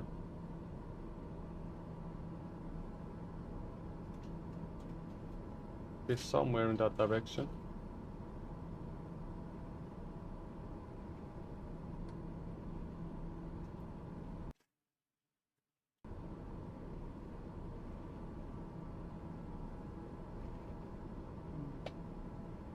Oh, there it is.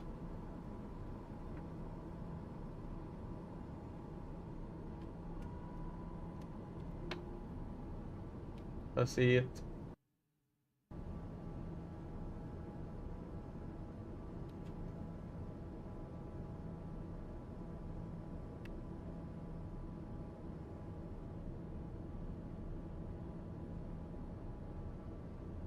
Or do I? Yeah, there it is. What did I see?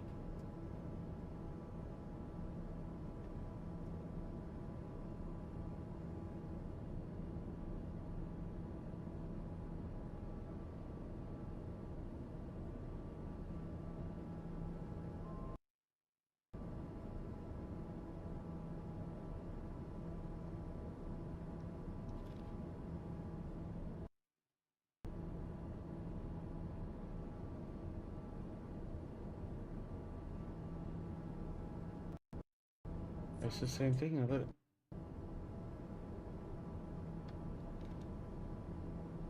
OBS complaining. Gears. Oh shit. Yeah. It's... Oh crap. Landing gear. Landing gear. Landing gear. Come on. Gears down. Landing gear. Landing gear. Landing gear. It's a long runway this one, so it's cool. Landing gear. Landing gear. Come on. Landing gear. Gears down. Thank you. Whoa. Okay, this is a bad landing. This runway isn't gonna have anything either. I'm landing on the side. Oh.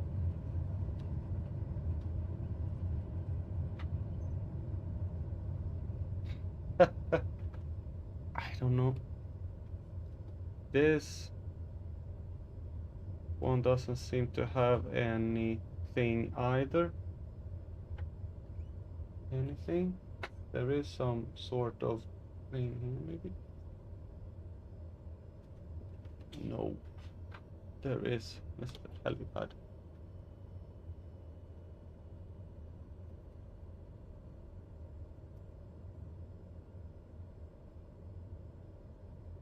There is no fuel.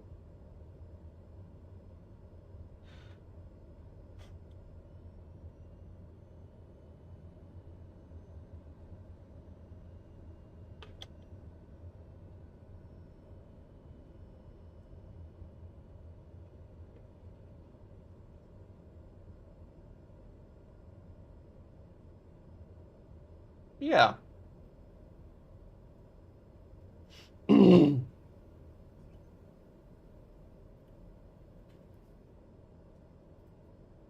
That's the other one.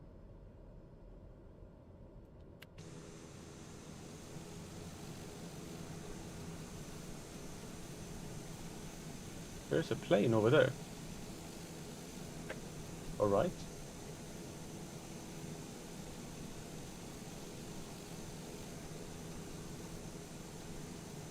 There's fuel. There is fuel. I see fuel.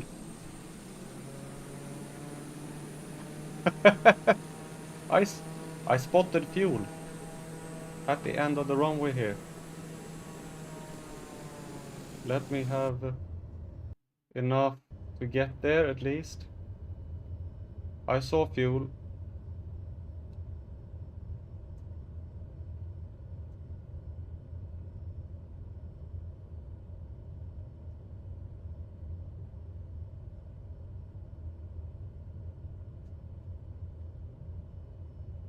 Yeah, look at that. There is fuel.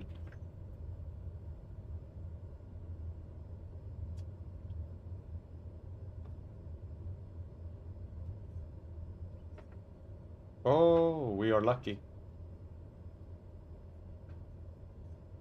Stop.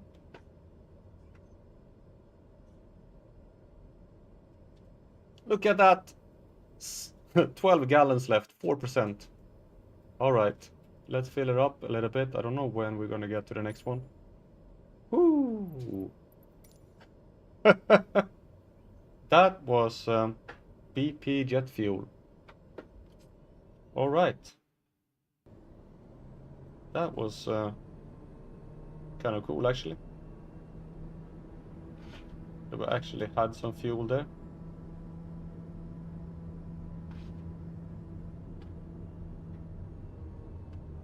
All right. It's a very tight runway. Okay. We can take off again with fuel. How long do we have till our next stop? 107 nautical miles.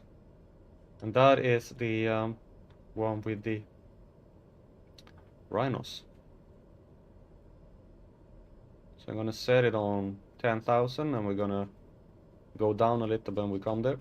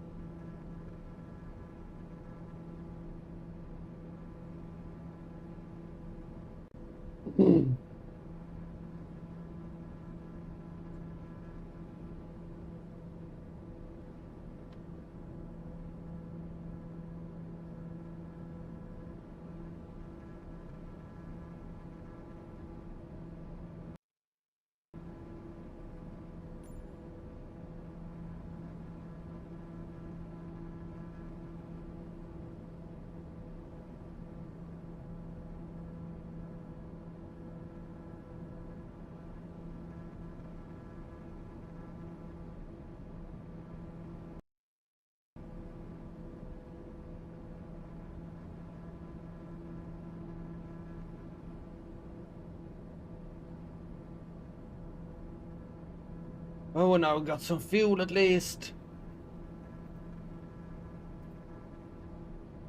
That's something. Oh.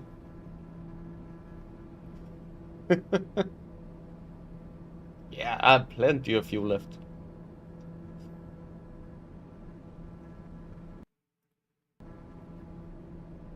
So the thing we're going to now, you can't really see it on this map, but according to Microsoft, there is like a big lake here.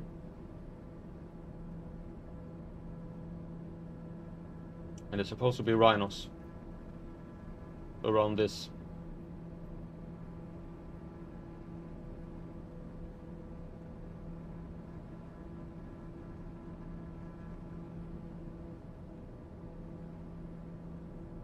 The fact is that I have no clue how high the land is. Maybe I can get a global looking at the airport. 3,600.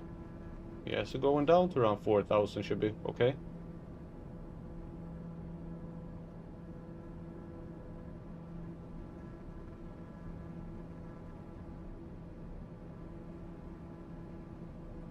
And this Halali, it's a Halali camp. It's the name of a overnight camp would open in 1967 for the public and tourist traffic in the national park of Etosha in Namibia.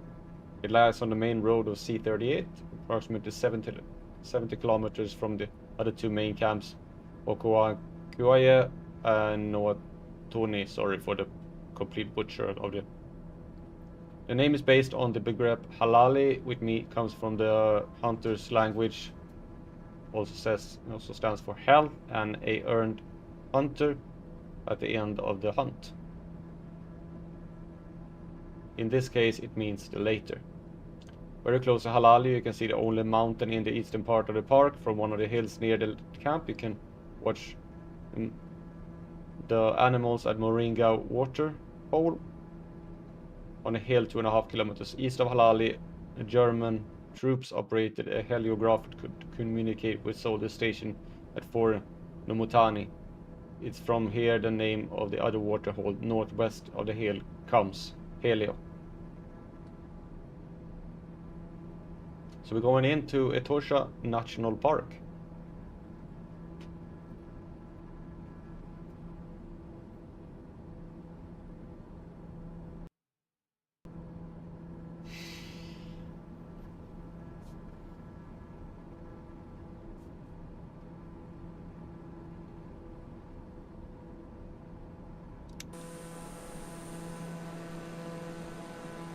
Let's see if Microsoft put in any rhinos, as they're making a fuss over it.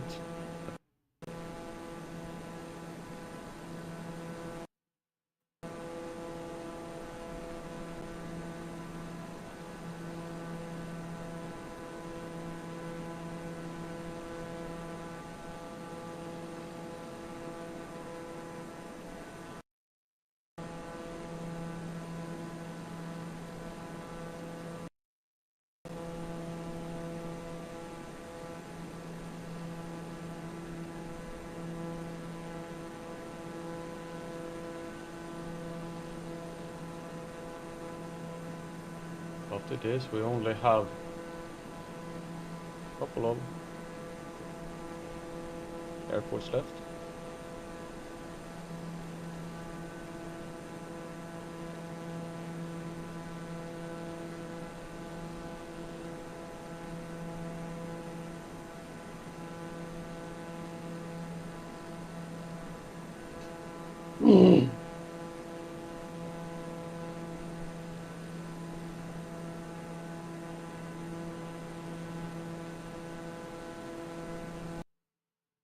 The fun thing that is on Wikipedia, this page about Halali, it's available in 2 languages, Swedish and Arabic, not English.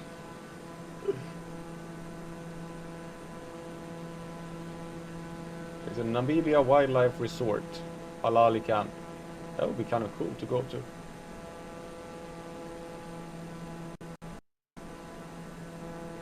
Coding overloaded. Yep.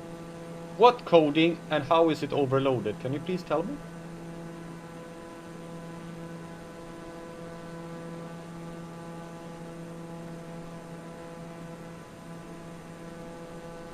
I really don't know.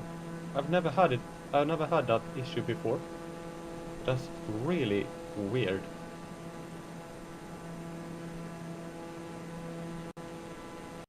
Yeah, it's the same now.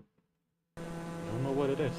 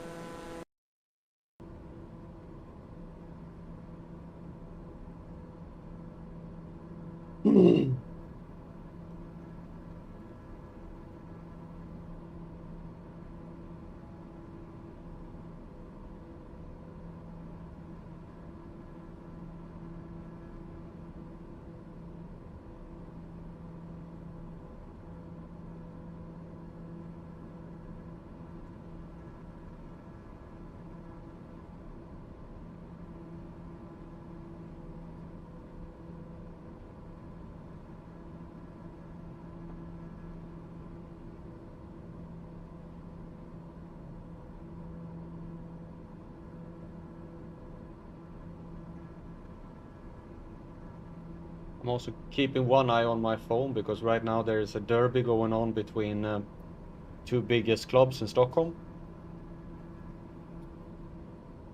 Right now 52 minutes in and it's 0-0.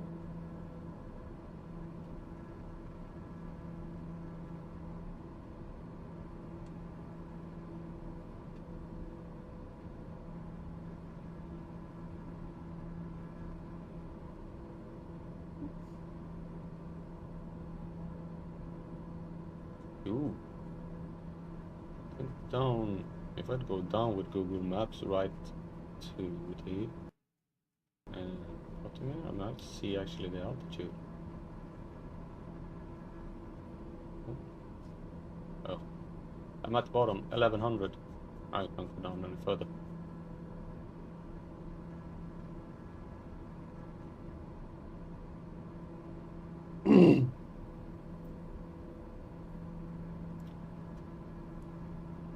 Because on the other map, when you plan out routes and things like that, there was a marking here at this spot that there was rhinos. So we're gonna see if there actually is rhinos there or not.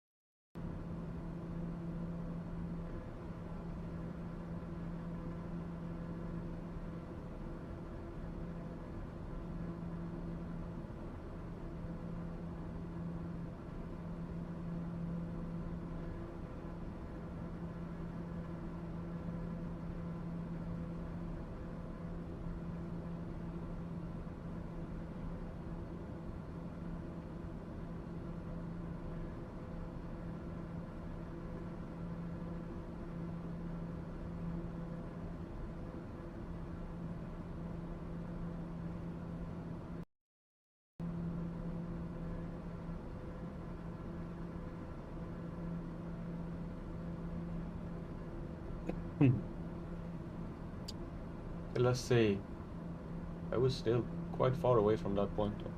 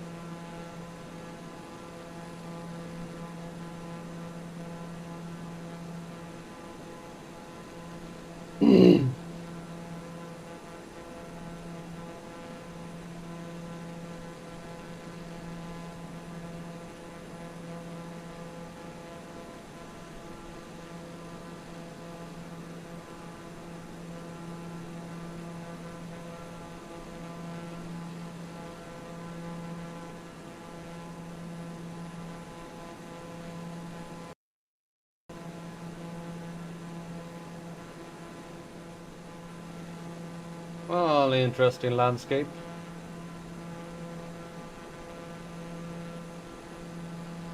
There are some small water holes here, scattered around the landscape.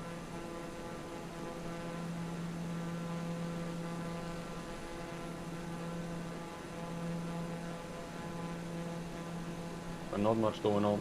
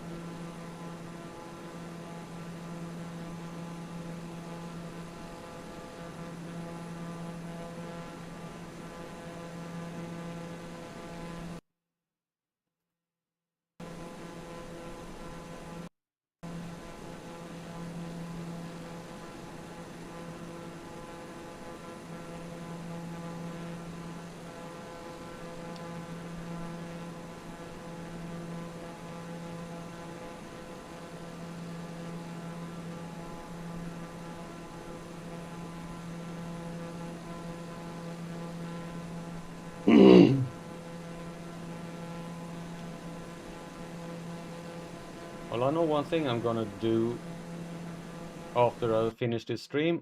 I'm gonna restart my computer. Just realized I haven't done that in a while. So that could also be one of the issues. Sometimes a computer just needs to get restarted and rest for a while.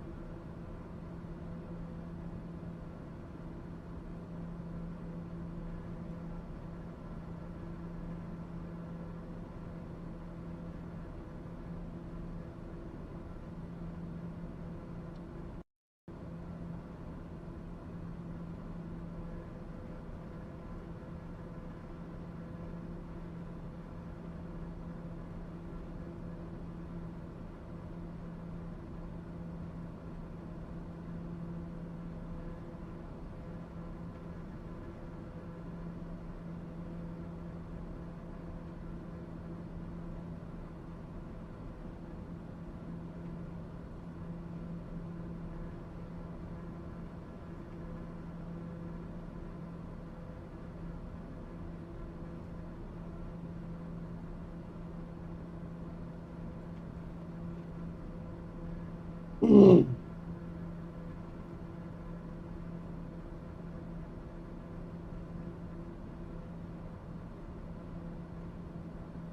here are the water holes up here. In this area, Microsoft says they're gonna be rhinos. So let's see if there are or not.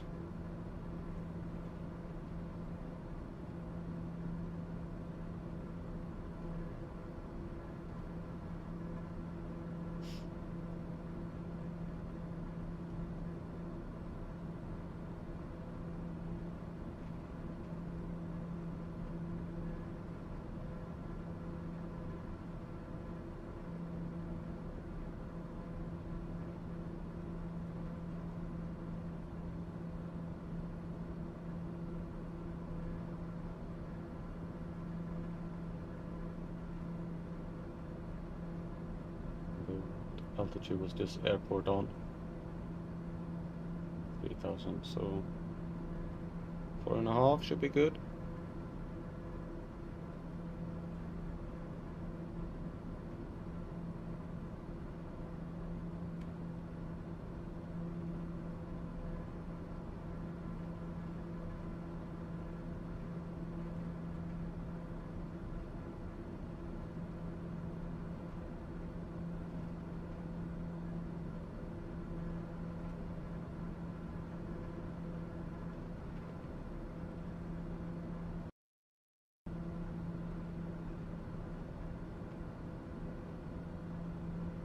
And here is this, over there you can see the big lake in the distance, over these smaller ones here.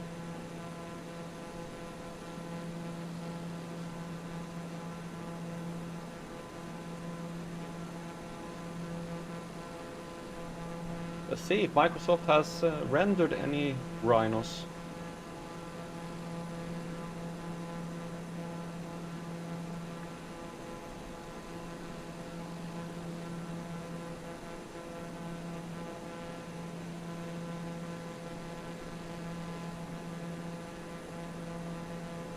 Maybe I should have set the altitude.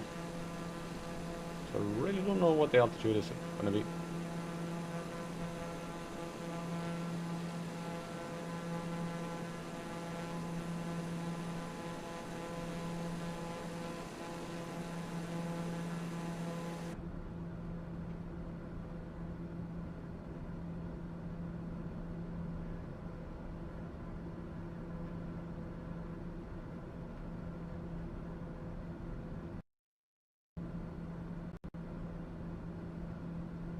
Now is this coding overloaded again? Yeah, I need to restart my computer. I have an approach. They don't have any other.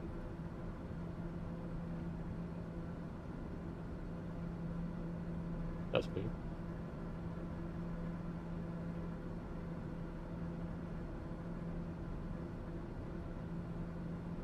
Okongwati. To do this sneaky thing again.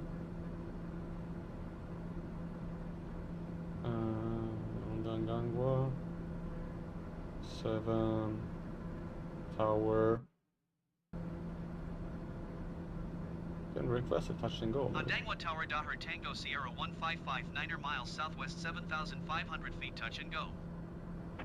Dahar Tango Sierra 15 Altimeter 2989. 29.89 wind 071 at 7.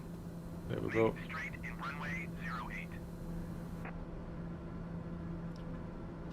Make straight in runway 08. That's like the only way to find out which altimeter that is. And then we're gonna cancel. Tower Dahar 15 cancel landing in 10. Dahar 15 your cancellation is received.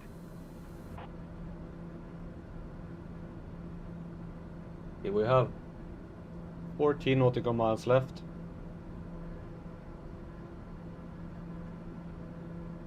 It should be about the same then.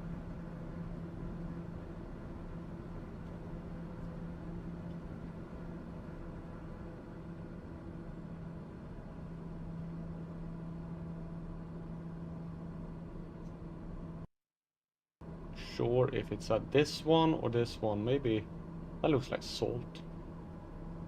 I think it's at this one where they said it's gonna be rhinos.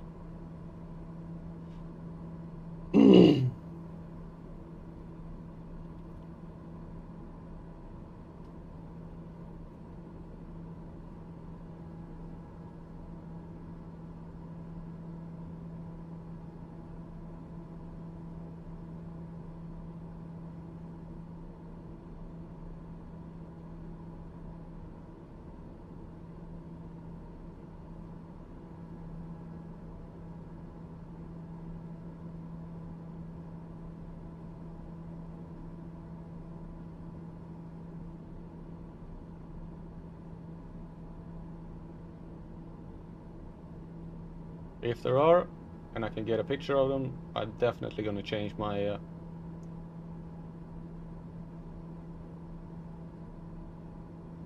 thumbnail for this video.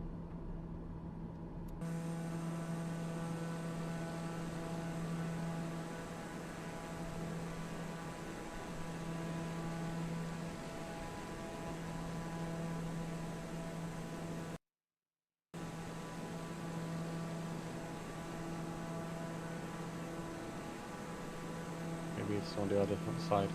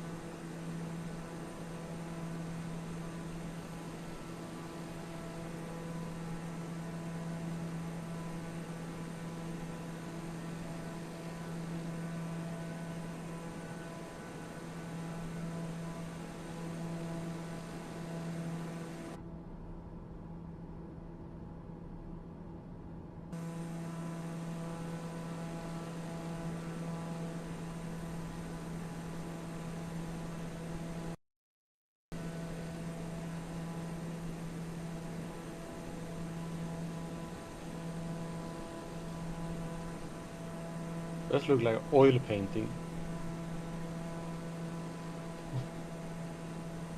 I don't know what that's supposed to be, but it doesn't look like a lake.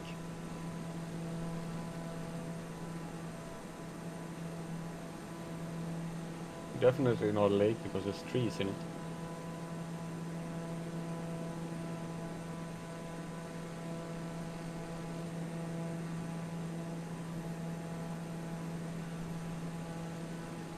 Alright, we have 3 nautical miles left.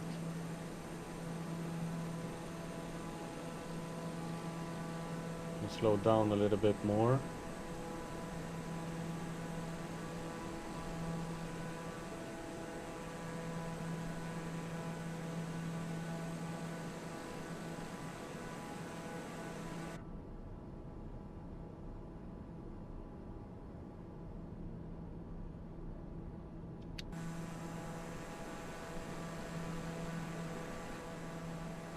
Did not see any rhinos.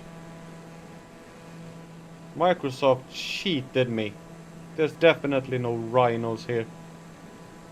Even if there were, it's impossible to see any. They cheated me. What? Why say that there are rhinos to see when there aren't? I am appalled.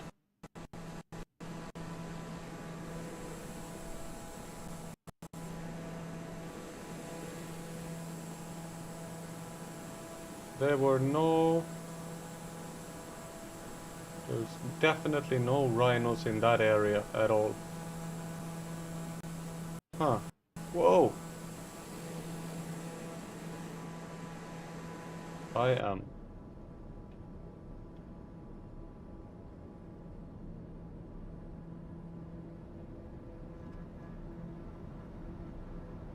I'm disappointed.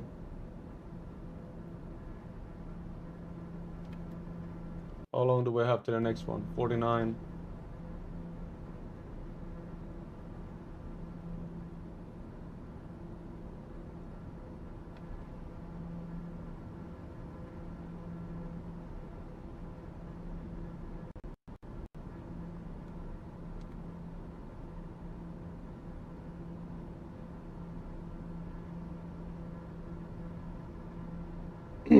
That's disappointing. Why put a marker on a place on the map and then not have anything in that place?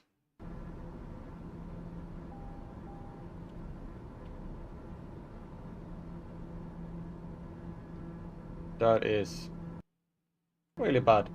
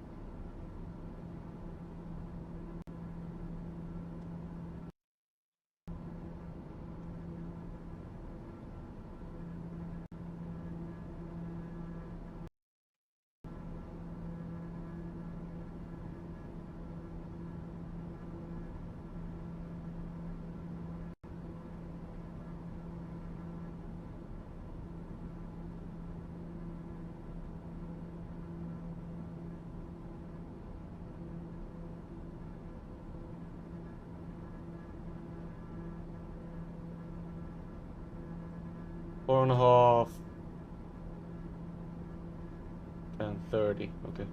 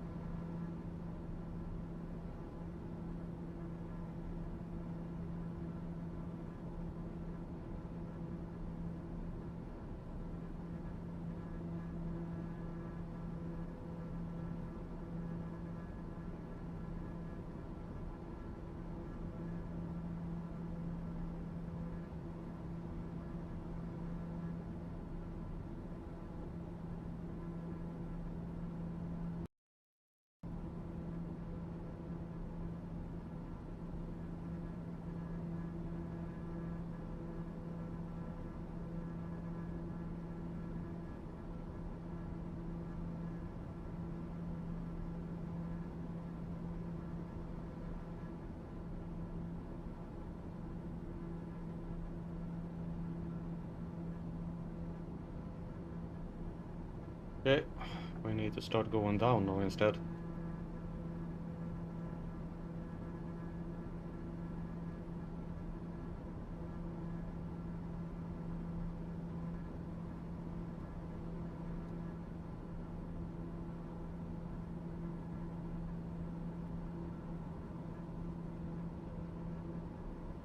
Whoa!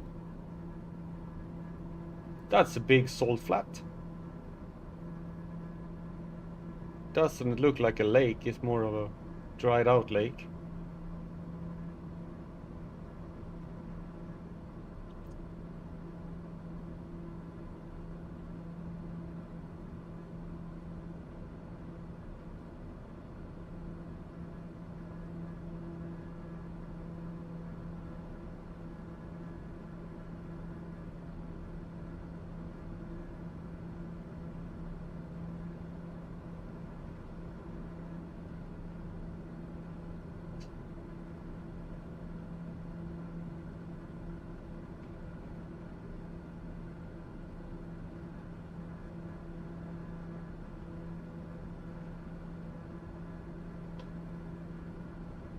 Okay, the airport should be here on the other side somewhere.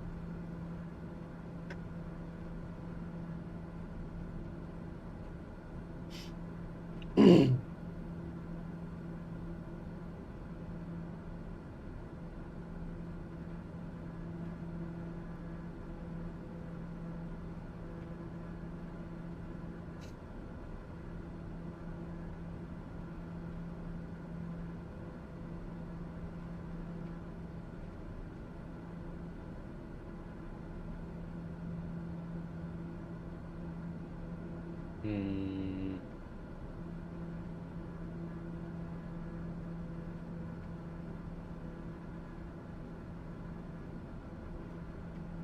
Not sure where.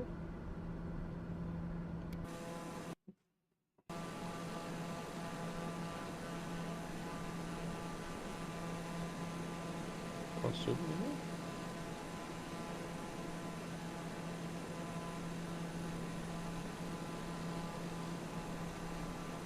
But why don't I? I don't know. No. You'll be able to zoom ahead.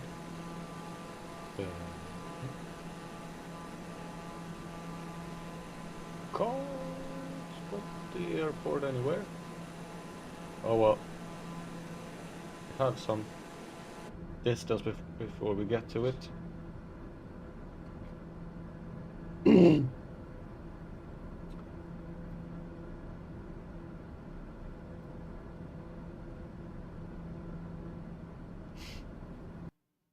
It's like a big salt flat here.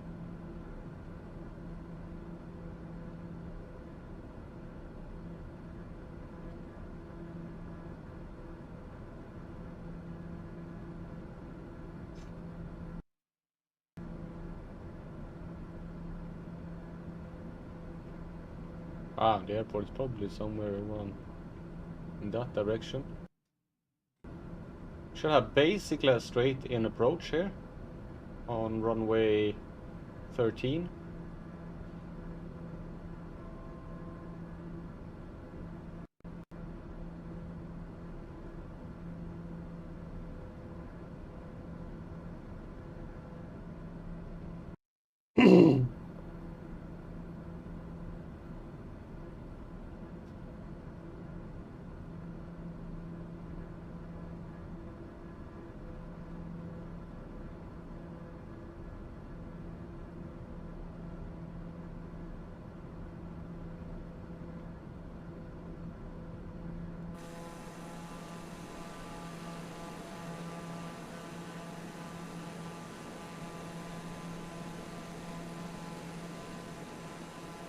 Right. Halali. Traffic. Select wrong for landing. Runway 13. Full stop landing.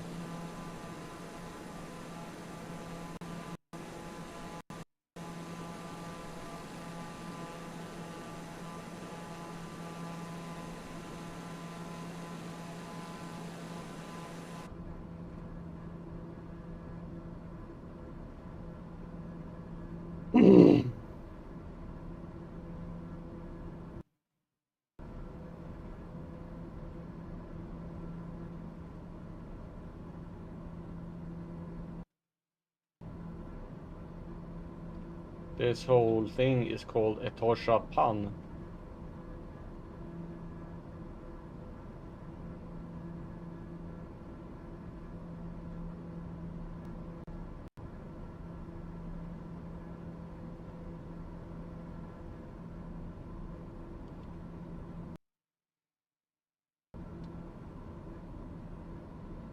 The Etosha Pan, earlier also Etosa, or Etosha Pan, is the bottom of a periodically filled lake in northern Namibia and part of Etosha National Park.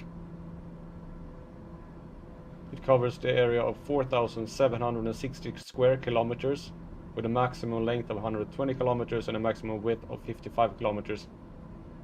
It's situated about 1,000 meters above sea level and is part of the Kalahari dip, which stretches over large parts of Botswana, eastern and northern Namibia.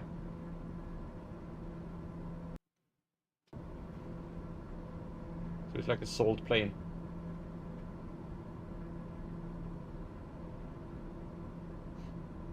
Oh, so Stanley Kubrick used it in his movie Space Odyssey.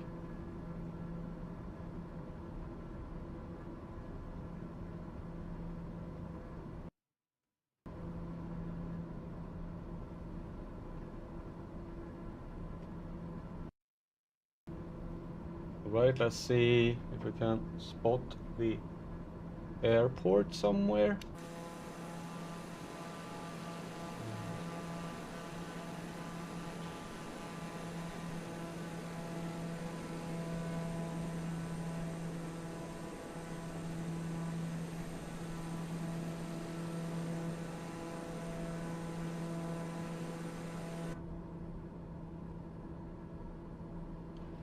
We are currently 5.5 square kilometers, 5.5 kilometers away.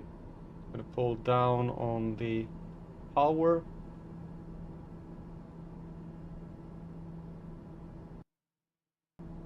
Could that be it?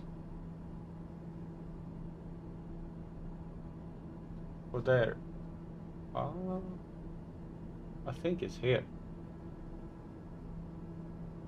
Or is it that one? I don't know. There's something that looks like... Oh, I have no clue.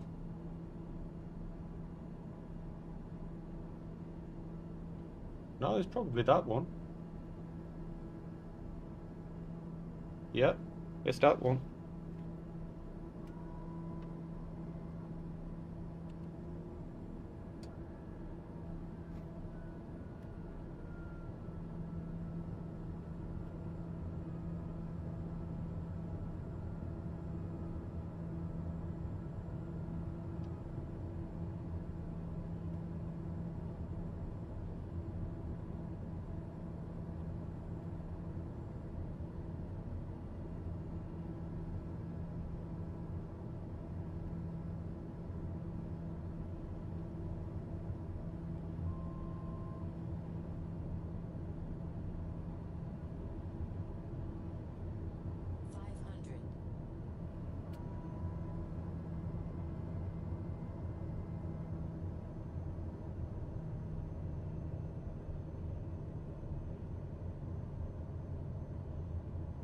Let's see if we can make a better landing this time than we did last.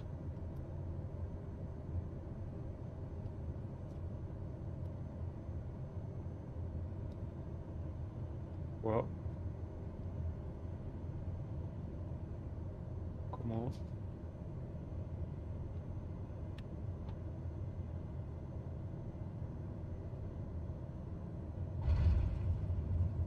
Well, that was a decent landing.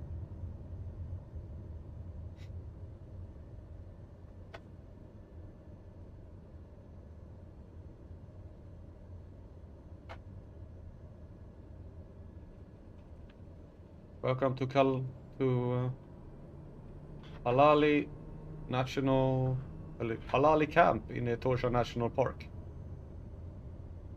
We have quite a side wind going on.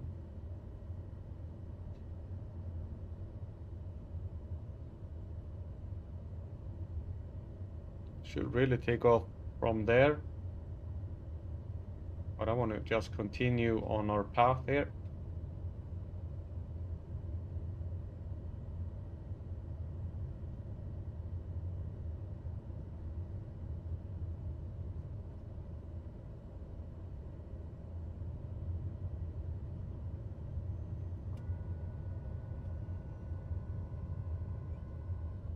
We have 100 nautical miles to our next one.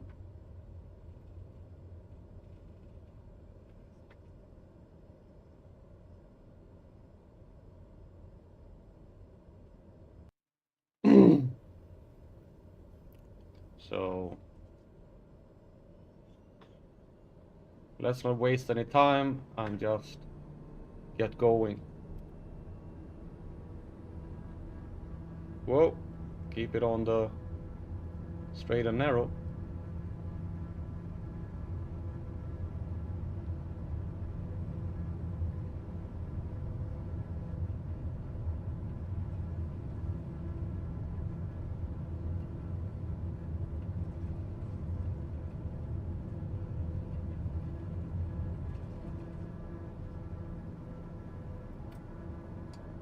Flaps up, gears up.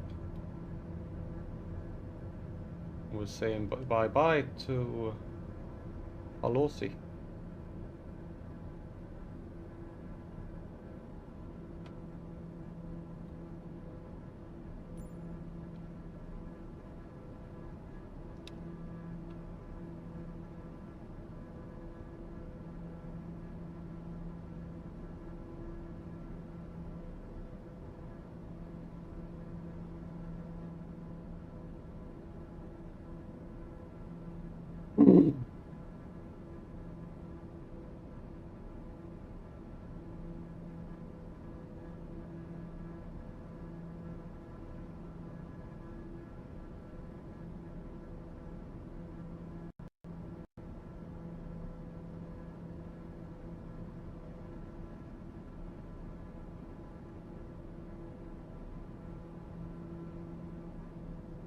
So we're heading now to Grootfontein.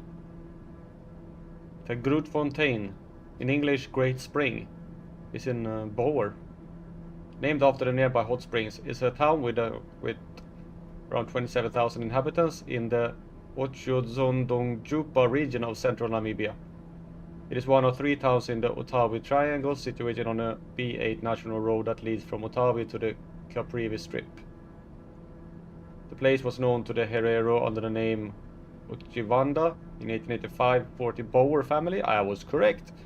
From the northwest of South Africa settled on Grootfontein, part of the Tailstrike trekkers.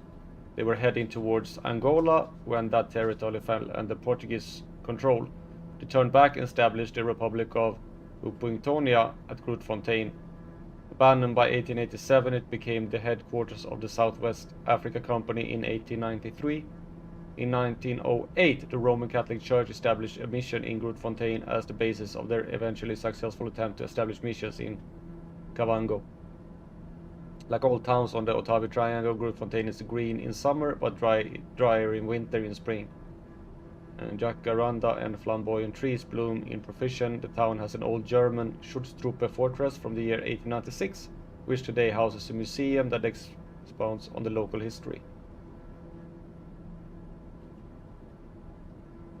24 kilometers west of Grootfontein lies the huge Hoba meteorite. At over 60 tons, it is the largest known meteorite on Earth, as well as the largest naturally occurring mass of iron known to exist on the planet's surface. Oh, that's cool.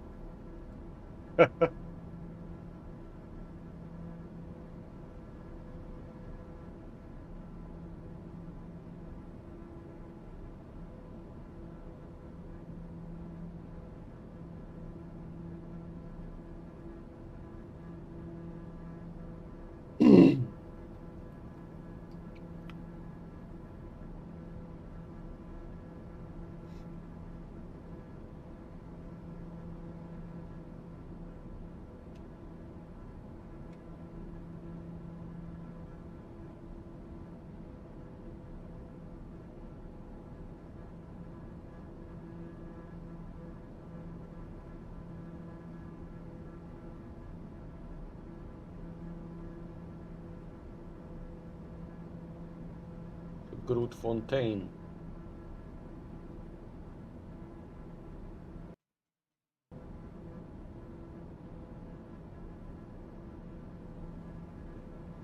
It's a pretty small town, but it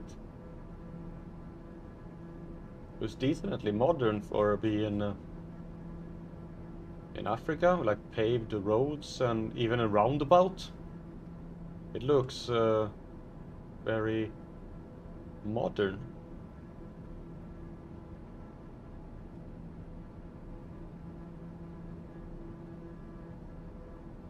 Of course, there are places outside of it that seems a little bit poorer.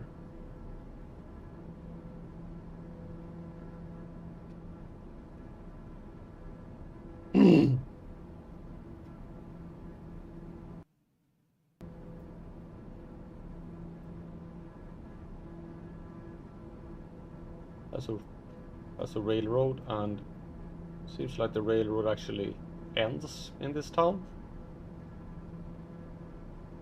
Ends at the airport. Or close to the airport.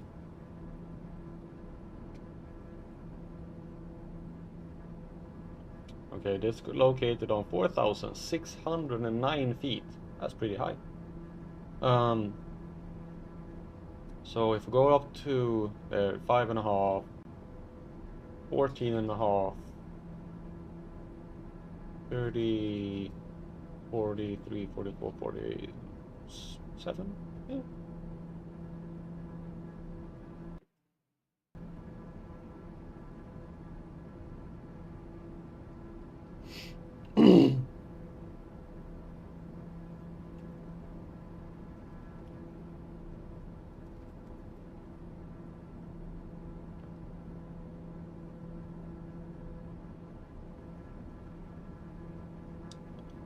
There we see this Etosha Pan, so leaving it behind.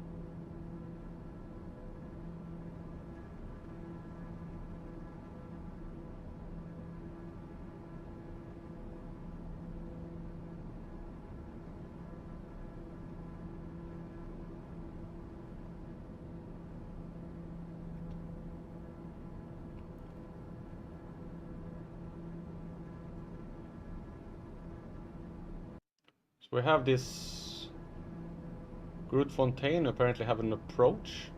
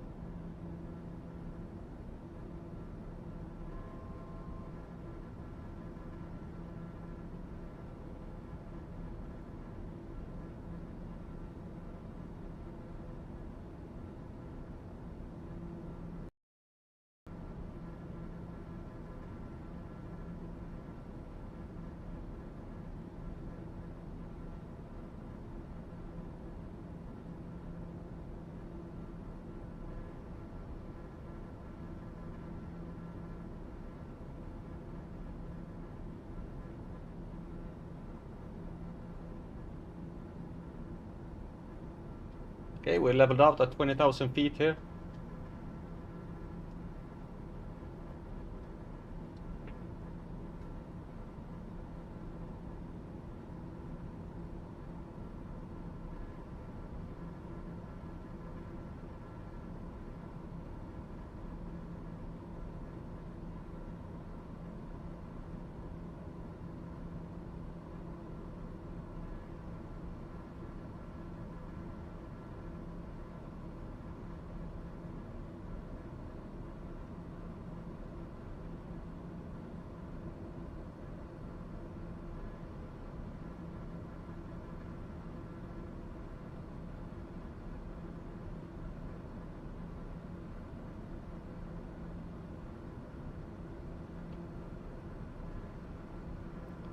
Okay, how long do we have left?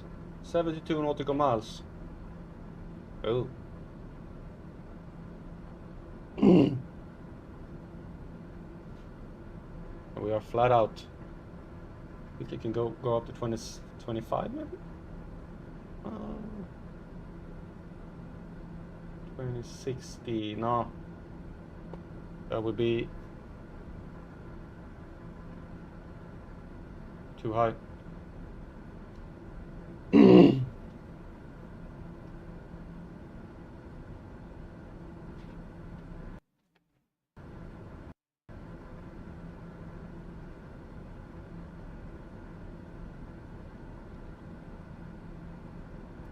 So after this one, we have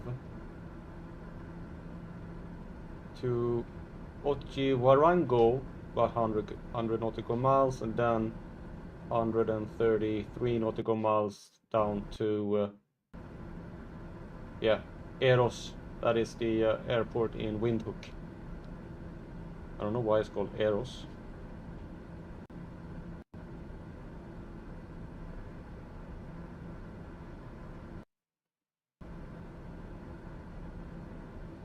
Maybe it's in a town called Eros.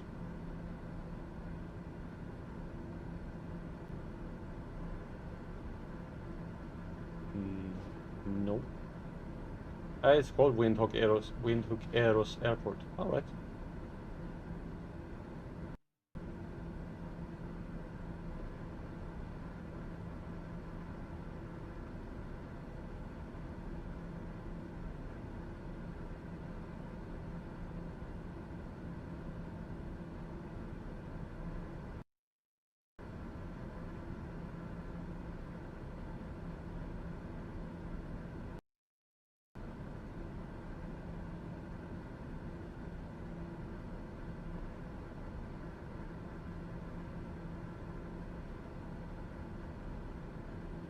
Let's see. That way is 8.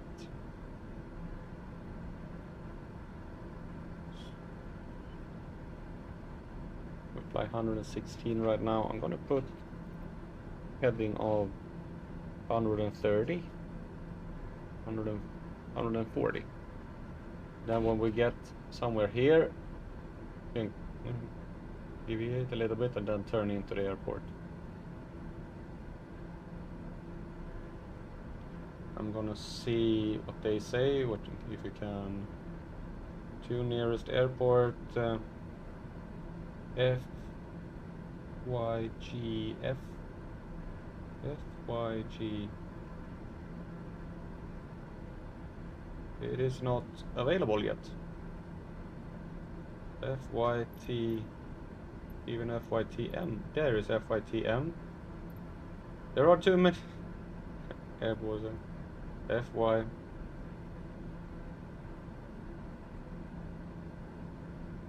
Which airport is FY? What? There aren't that many airports around here. FY. I have that one. The airport's further from you. There we have Grootfontein. Select. Okay. Select the runway for landing runway 8. Announce full stop landing.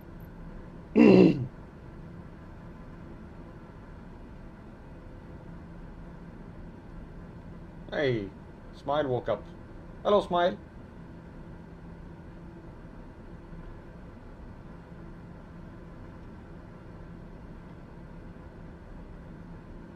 We can turn off the cat cam because there is no cat in the cat cam. Now, one cat is sitting in the window and one cat is lying down.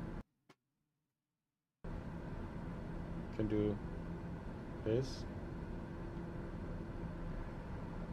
It's lying down there, and the other one is sitting here. There.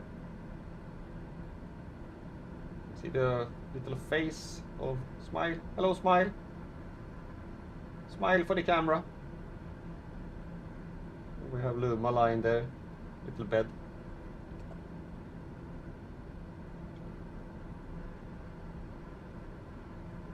Smile, smile for the camera.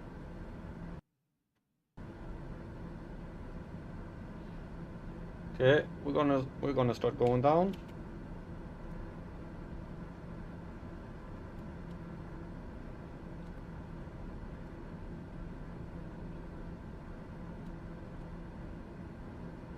To 5.5.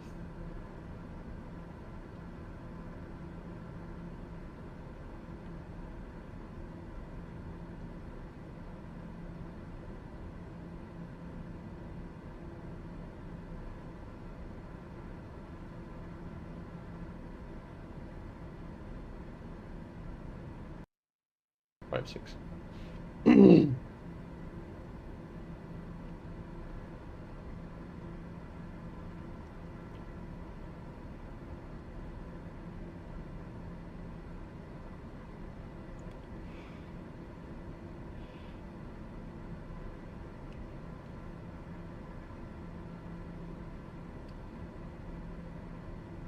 Yeah, speaking of Boer, I was said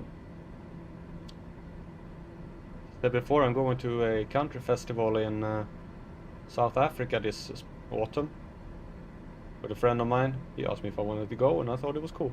So I was looking at the artists that were going to play. There are like a couple of big ones from the US that are coming, and then there are a bunch of local artists, and mostly all of them sing in Afrikaner, like in his Boer.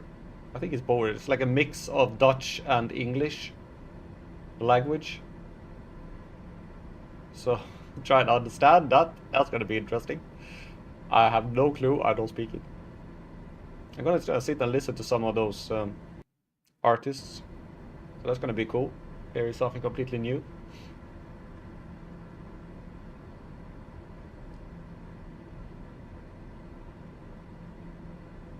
Okay, I'm going to start turning here now a little bit.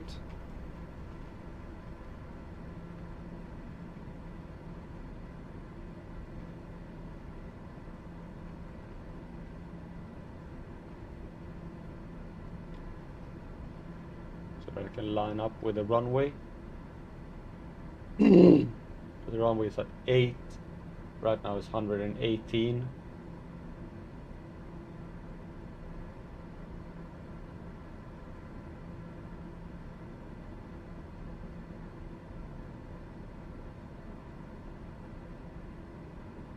Problem is that this is the actual... I wish I had like that the OBS was functioning, but it doesn't want to. I don't know why it doesn't want to work. I have to see if I can get it to work.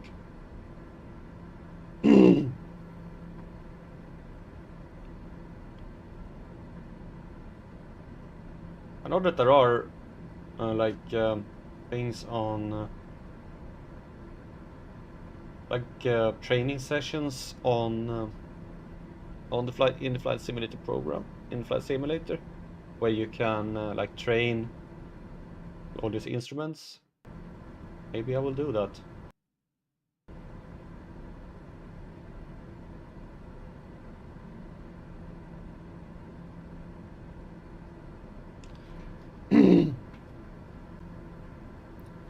Like instrument flying and things like that. And it says also that you learn to fly the ILS and how you do that. Maybe I should do that. I can record it as videos.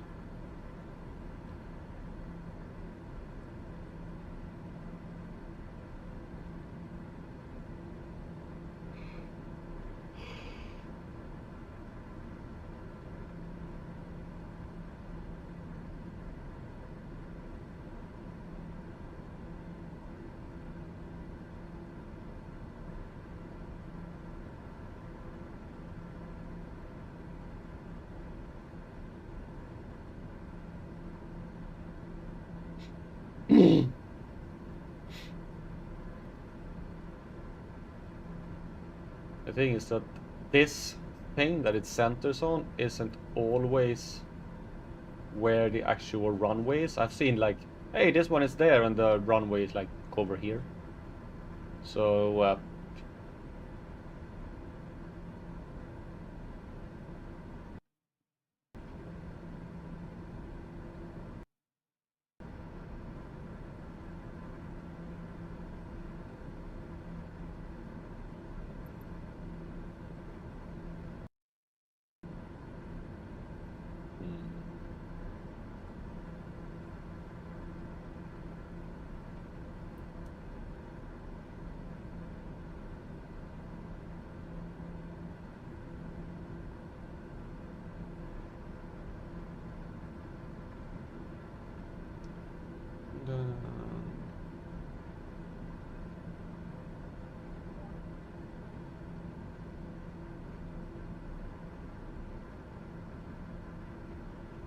it says 123.5. 123.50.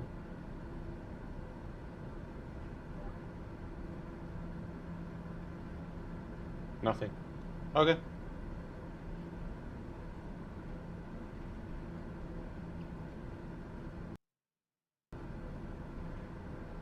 I was hoping that maybe you can get some, get something.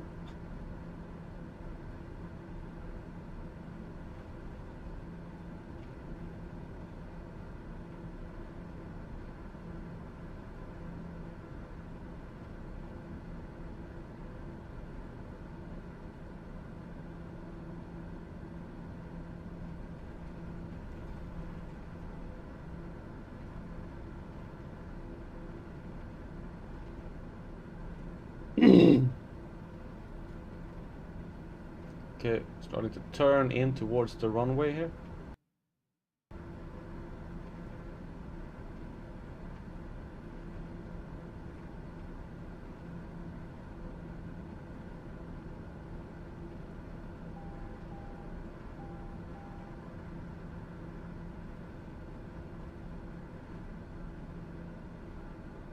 I see the runway.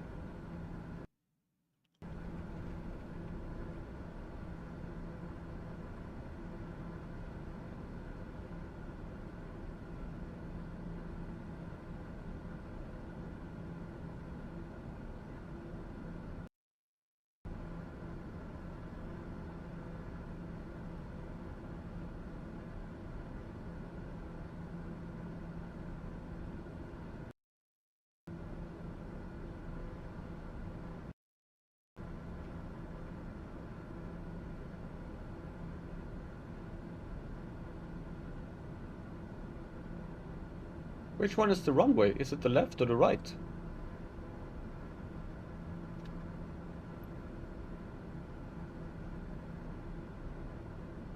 The runway is the left one. No, right one. That's the runway. The other one is a taxiway.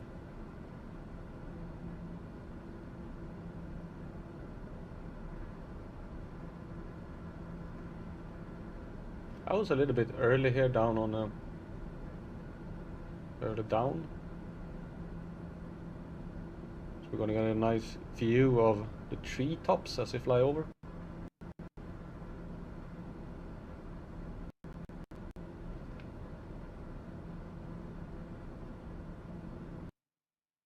I wonder which altitude I'm actually on.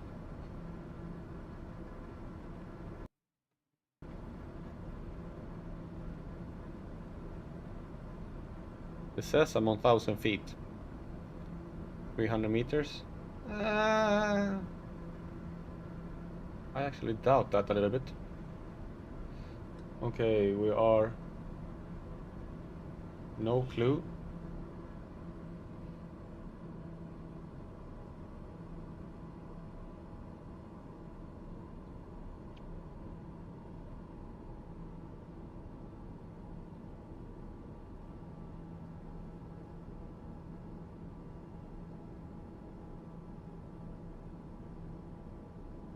Okay, flaps.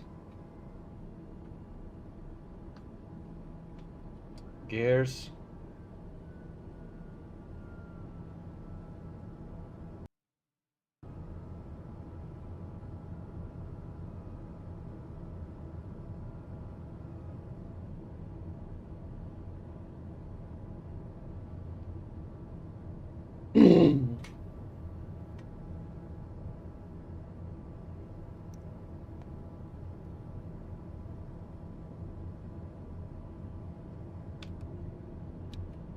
Manual control.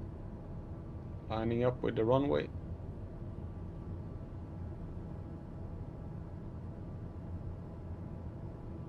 Actually, it looks like it has two runways, but they're only using one of them.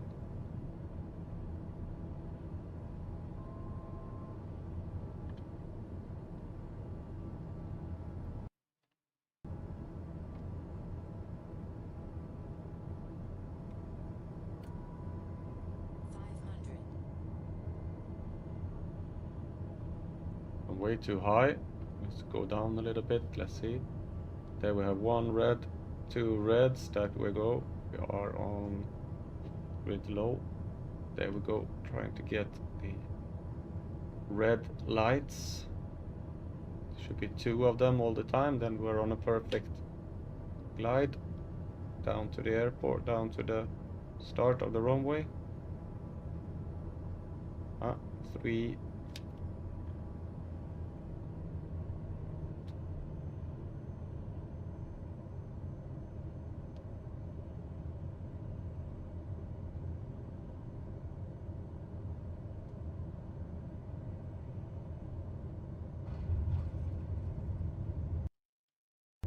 Nice soft touchdown. And I'm actually just gonna turn around here and continue.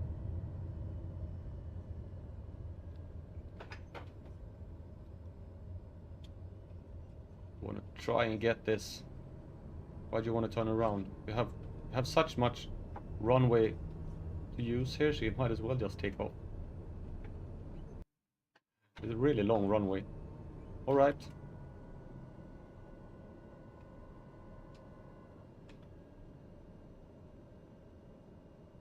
Announce takeoff to the south, I think. Yeah, we say to the south. Grootfontein traffic Dahar Tango Sierra 15 taking off runway 08 departure to the south.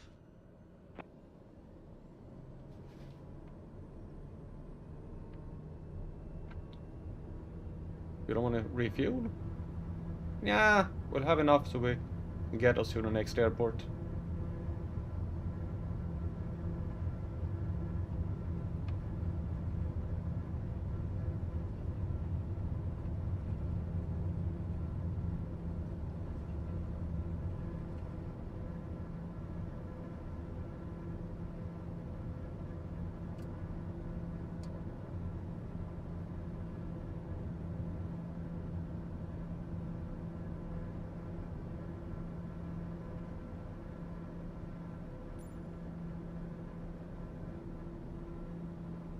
it's basically east where we're going. The west.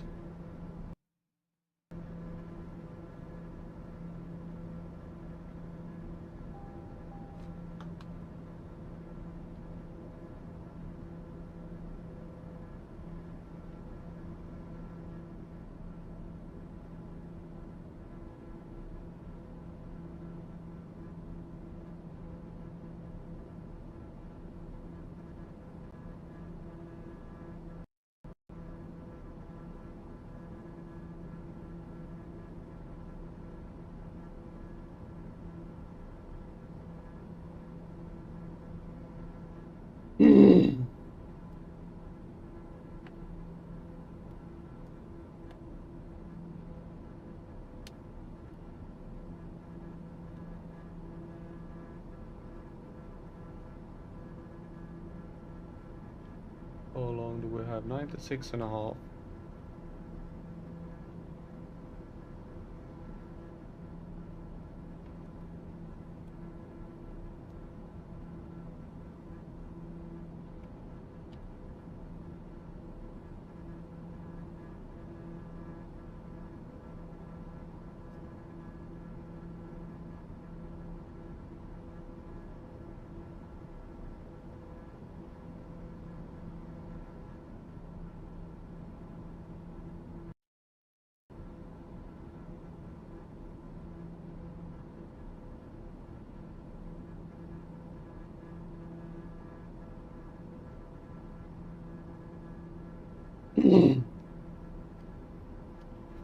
Okay, second to last airport. It'll be a little bit over, like maybe 4.5 hours. We'll see how long it takes.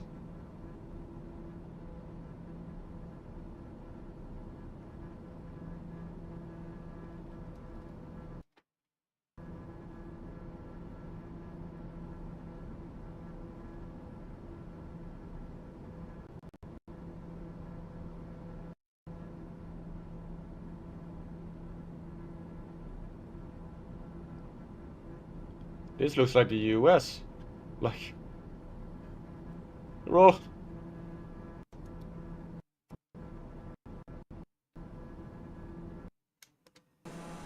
Look at this. Like a grid. Almost. But this is like very gritty.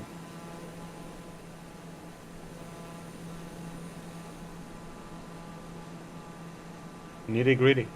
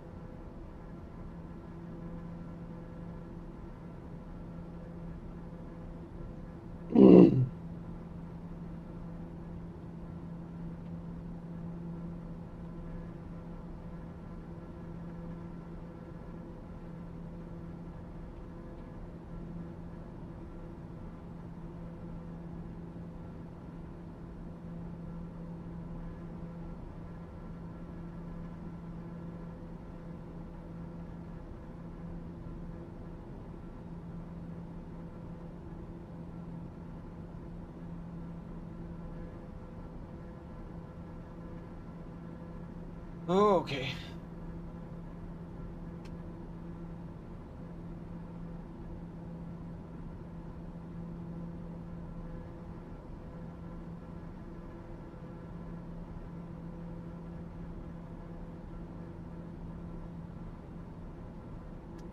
Where's the sun? There's the sun.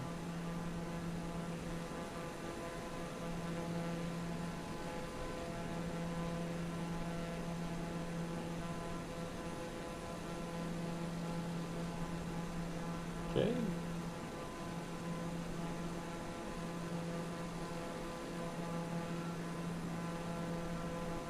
My smile is licking on something. I don't know what it is. I have to go and check.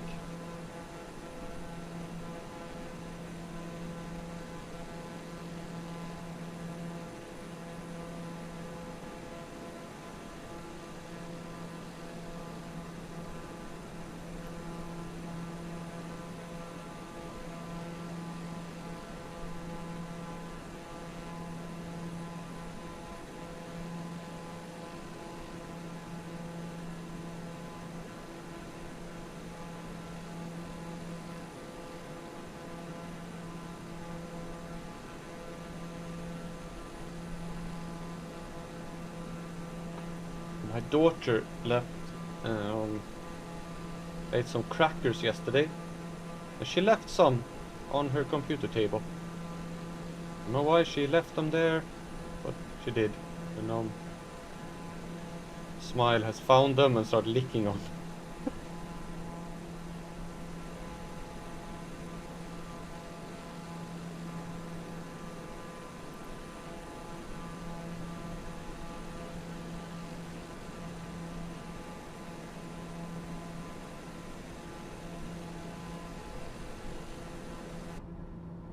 How long do we have left? 26 nautical miles. Let's check the altitude of this airport. Dirt one. 4,000, and that's probably the highest one yet. I look forward when coming to South America, or Nepal, or anything like that. What is this airport on? 15,000 feet. Yep. So like 5, so 6, 14, 30, 42. So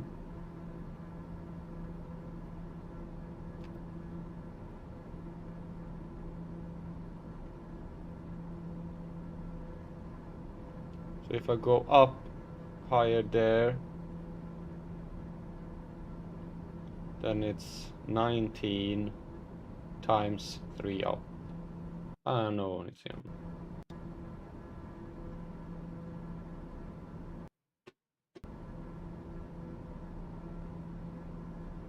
$57. So around 60 nautical miles. But we'll see. It's gonna be like whoop and then down.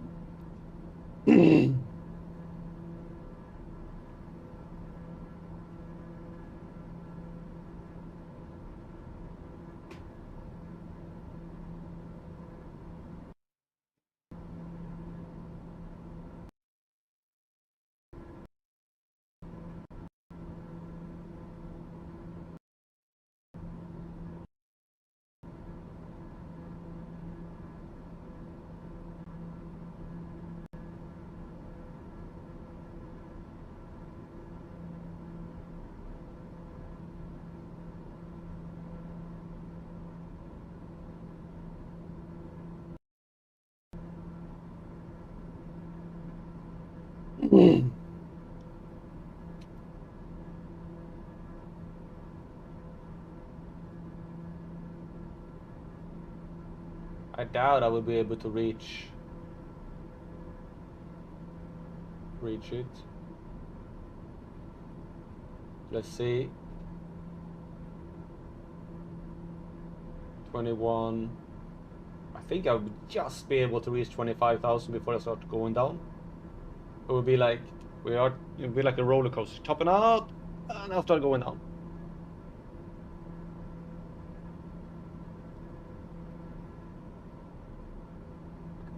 Hello, Smile.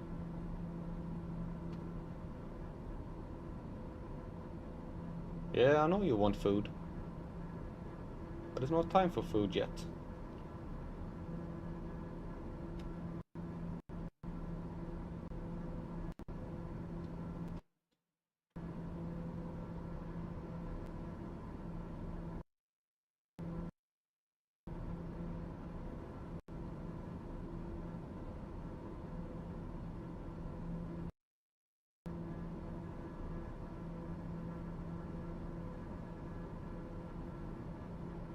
He's gonna be really on the money here with concerning.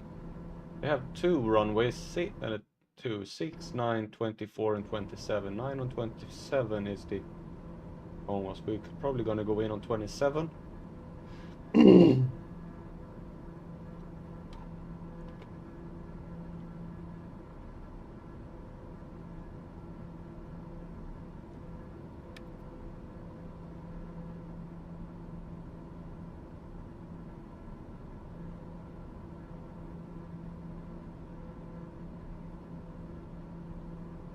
gonna go down now.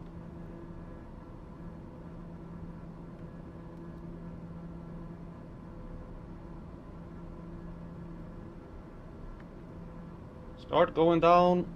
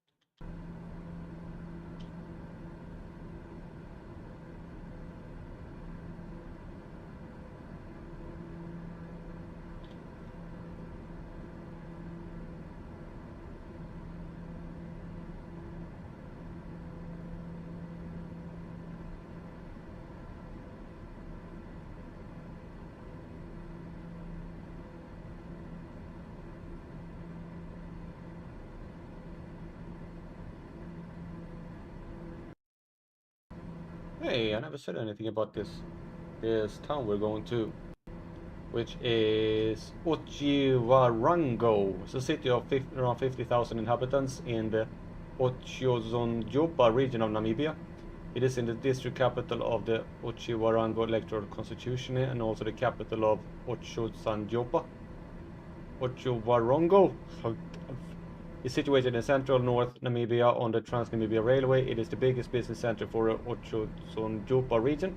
Otjiwarongo, can you please stop? Is located on B1 road and is linked between Windhoek, the Golden Triangle of Ottawa, Sumbeb and Grootfontein, and the Etosha National Park. It is one of Namibia's fast-growing towns, with a neat and peaceful quality environment and many excellent facilities, including supermarkets, banks, lodges, and hotels. Some of Namibia's best-known private game farms and nature reserves are located in and around the town. It's also big on mining. There's a gold mine established in 2014, approximately 70 kilometers northwest of the town. And also fluorspore mine and a well-known source of fluoride specimen for the mineral collectors. The mine is a potential resource for rare earth elements.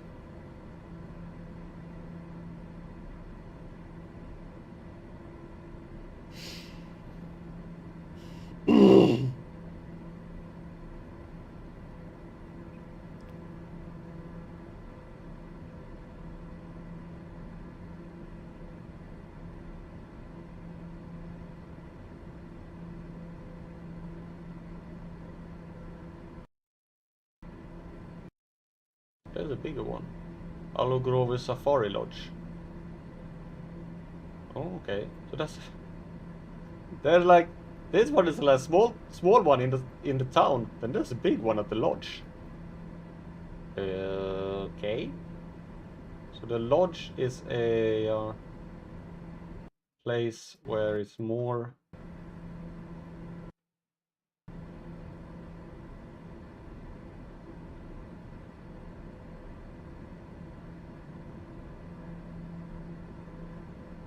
You can see there's that airport. I don't know where the lodge is. And there's the lodge. No. Yeah, there's the lodge. There's a runway. Yep.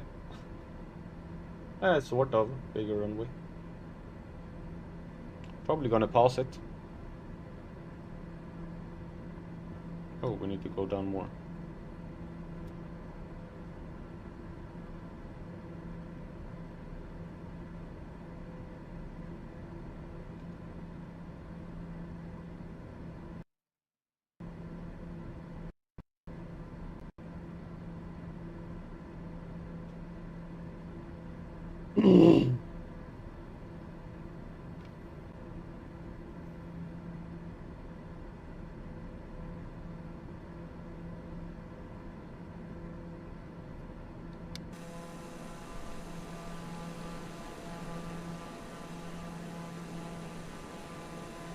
And for something tells me there are wildlife. There's like roads crossing everywhere. How can it be wildlife?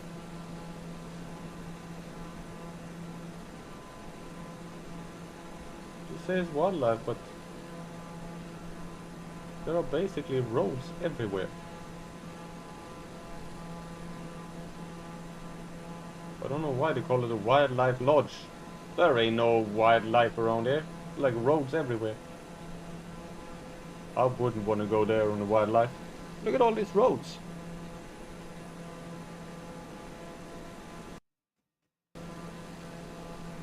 Roads crossing everywhere, even though it's like dirt roads, but it's still roads.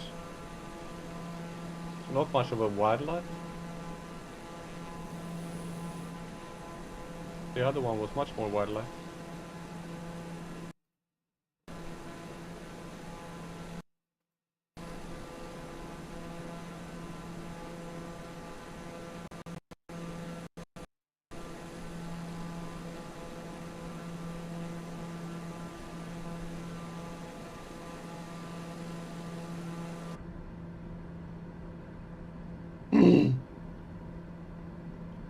Nearest airport. Let's see. Otjiwarongo. Runway for landing. We're gonna go for 24. Yeah, or 27. 27. It's a longer one. 27.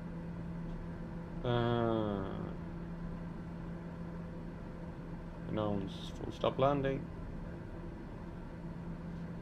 21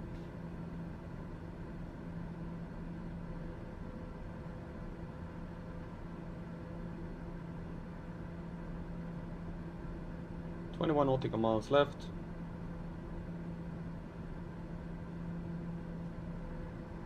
Then we have this last leg over to Windhoek.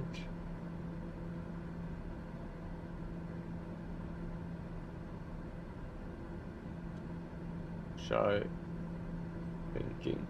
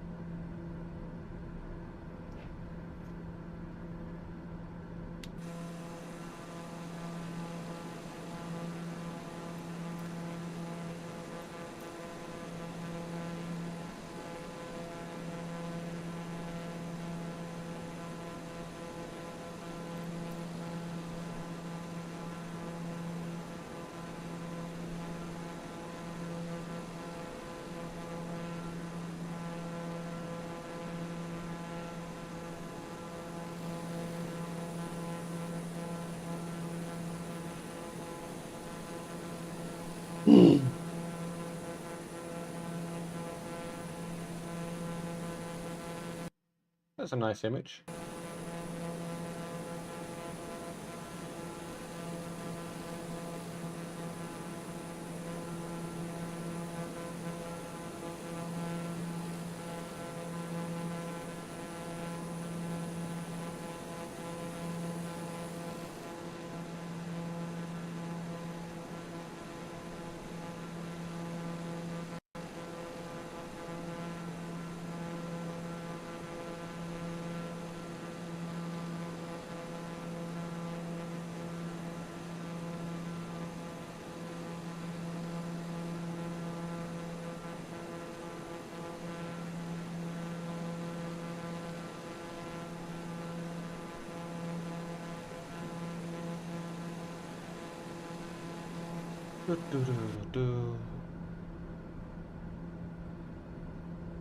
Eight nautical miles left. We should be able to see the airport now, basically.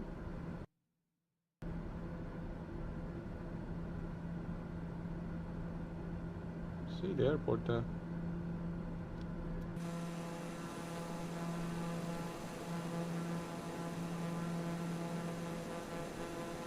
Ah.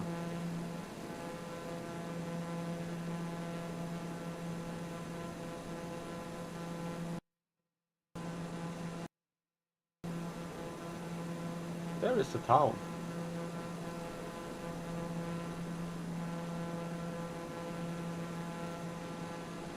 Where is the airport in relation to the town? It's north of the town. Huh? Is it that one? I think it's that one. Whoa! Alright. Slow down. Slow down, slow down, slow down. It's much closer than I thought it was gonna be. Flaps, gears. Maybe not flaps yet. Oh well.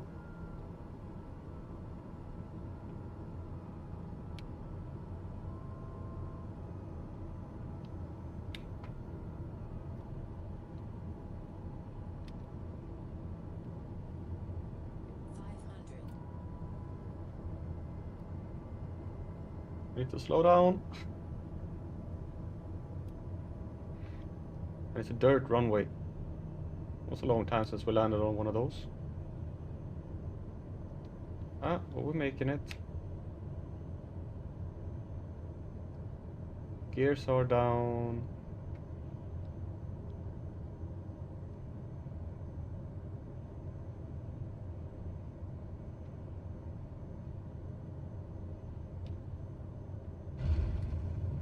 Yeah, there we go.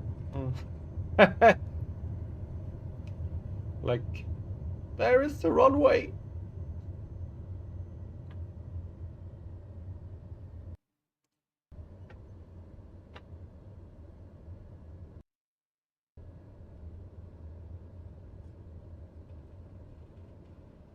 I think I'm gonna go and take off from the other one.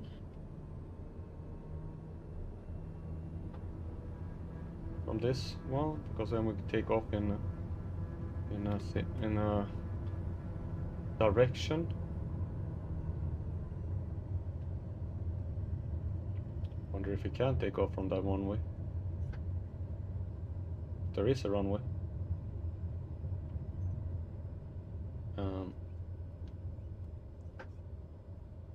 Is there?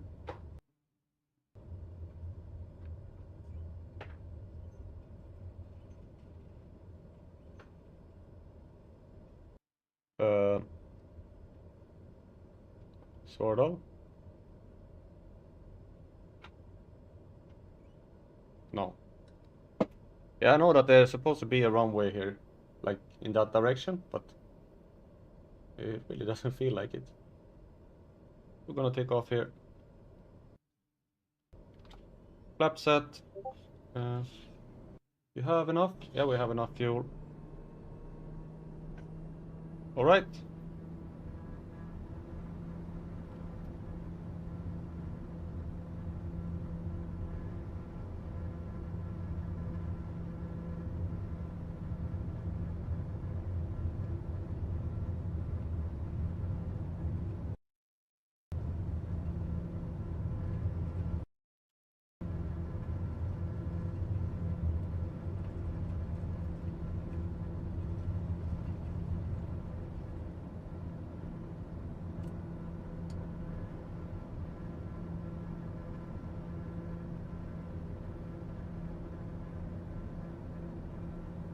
We're flying in over the town on Grootfontein.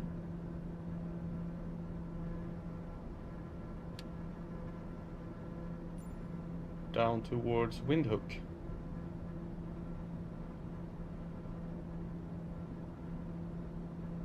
Not Grootfontein, but we have already been there. It's Otjiwarongo.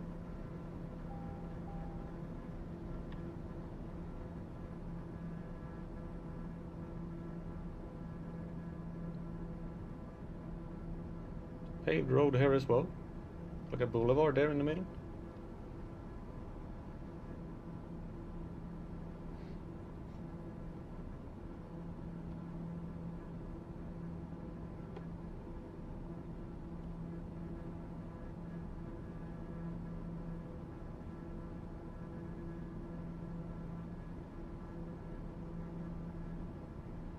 Alright, so we're heading towards Windhoek. And our last point on this stream.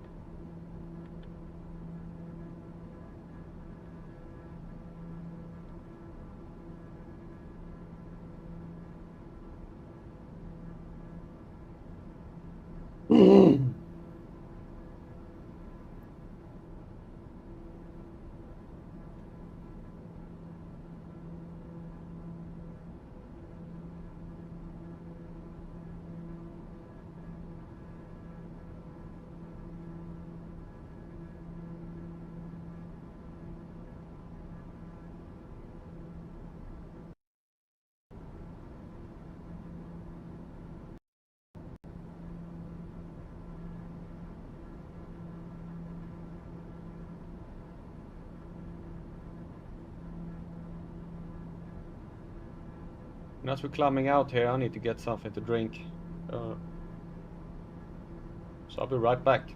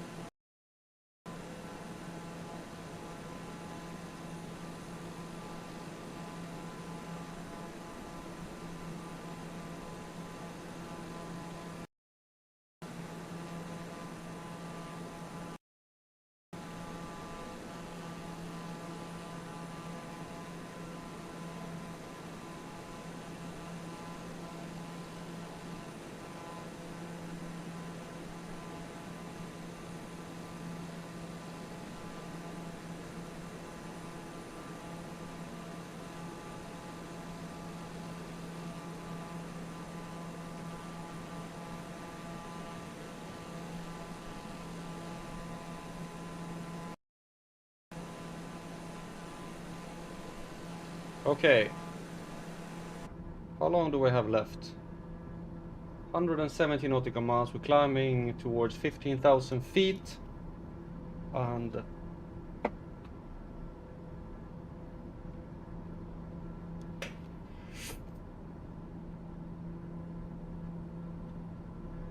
see, can I have it on absolute max? Or will it complain? It will complain.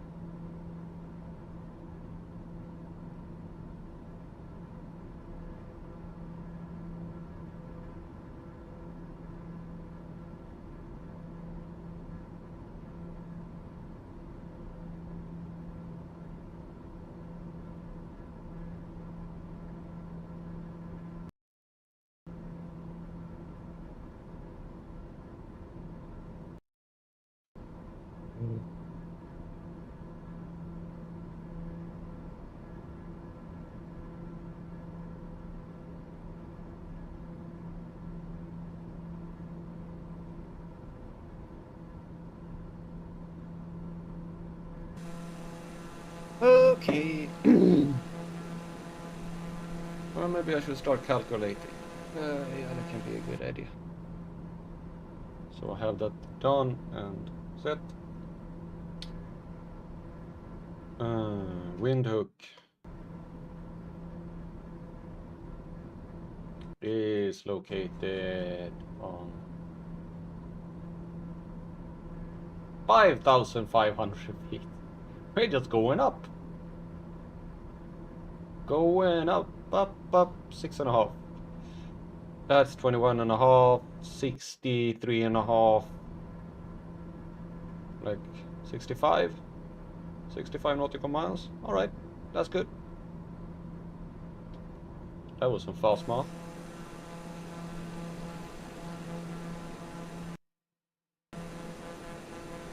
Bye.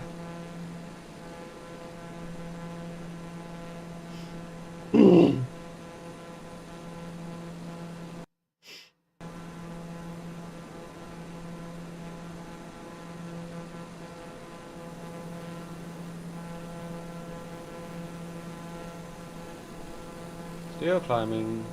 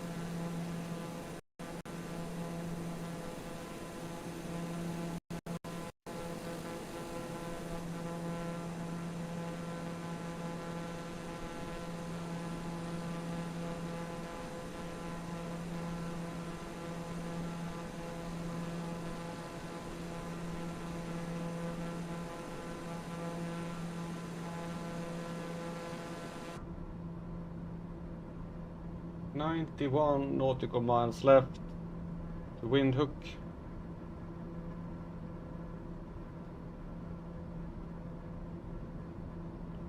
So flying over the Namibian desert.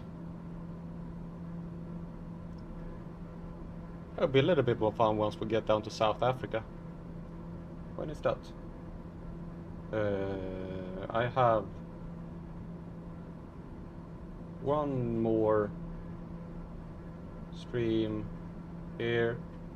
So on Friday we enter South Africa. Cool.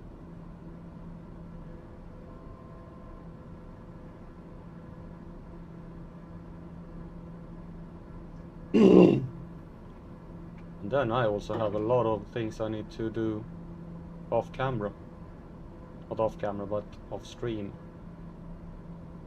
Once I fly over to Madagascar and the Seychelles and Maldives and everything.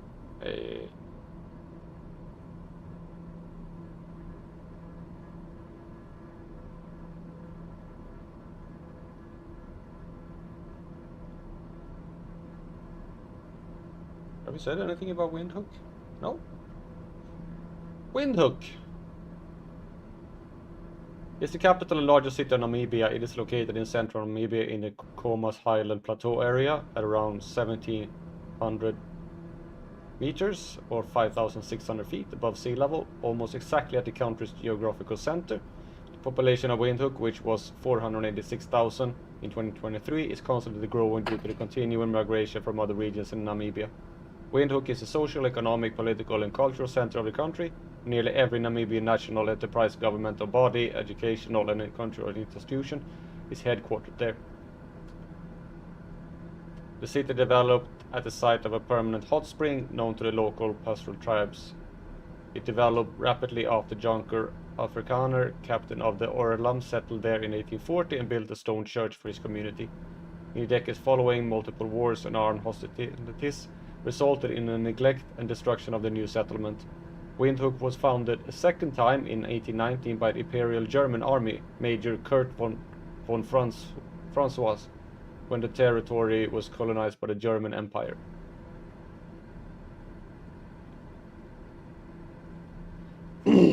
And to go with just Namibia is one of the less populated countries in Africa.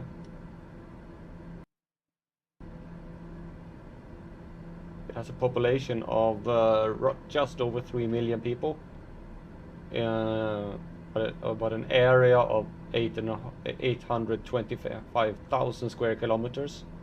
So it's big, but very sparsely populated. It's the 34th largest country in area in the world, but population, it doesn't say which there. Well, it has a population density of 3.7 people per square kilometers. So it's very less populated, even though it's between some really populated countries. You have Botswana and Angola and South Africa around it.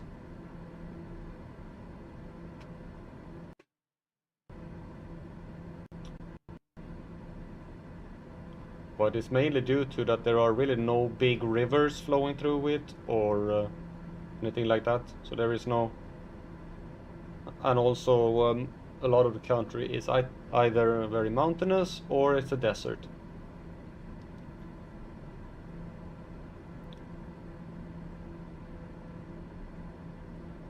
There are some rivers, but no major ones. There is one here, I think. And it's like a high plateau most of the country. So it's very dry.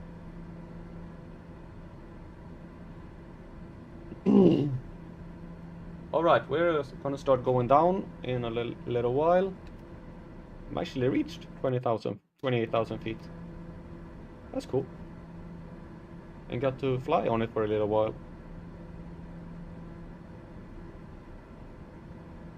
At some point, I'm gonna just go up and see how far I can actually go with the plane. It says that the ceiling is like 31,000 feet. I want to try that out. Windhoek was at 5.5, so 6,500 feet there.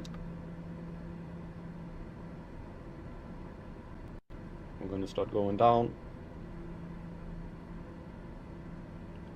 And let's see if we can contact Windhoek Center, the Windhoek Airport. Back.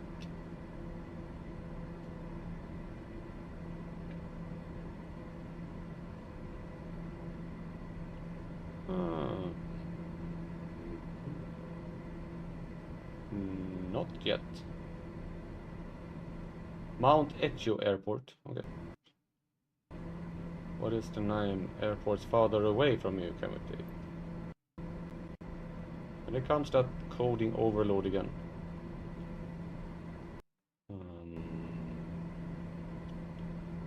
Airports farther away.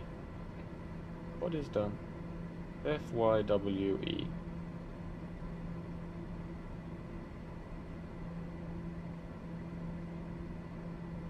There's a lot of lodges.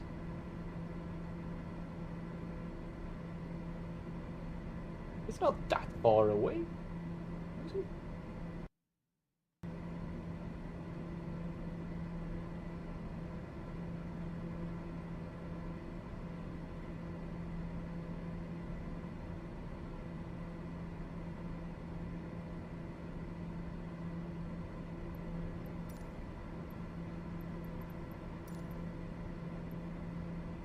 There are so many airports around here. How am I gonna find the right one?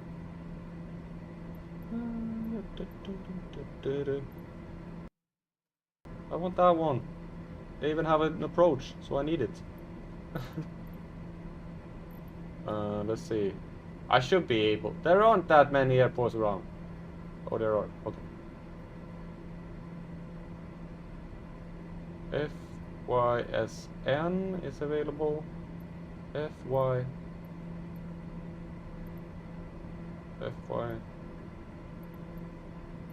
Not even that one. What?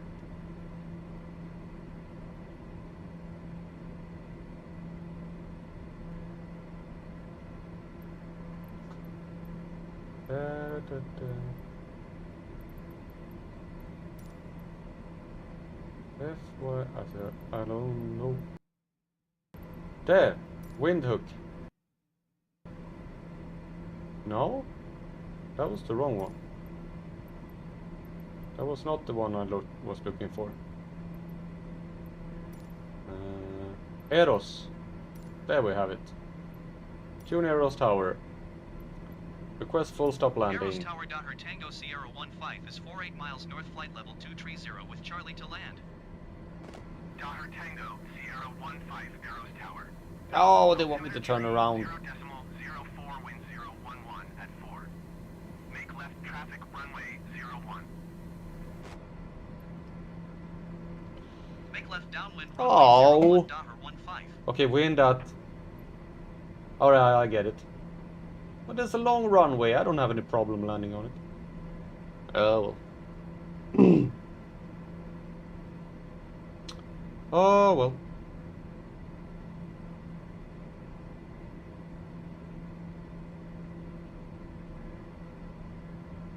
So we have. I was basically straight in on this runway. Yeah, I'm flying over straight south.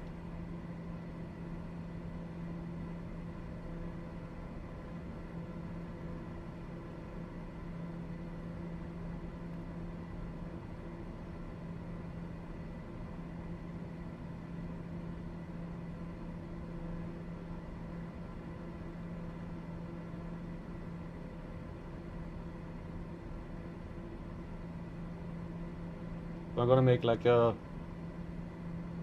I should say teardrop or teardrop maneuver when we get to the airport. And fly this sort of thing in. We're flying over a lake. Hey, look at that. There's a lake. Seems a little bit greener area.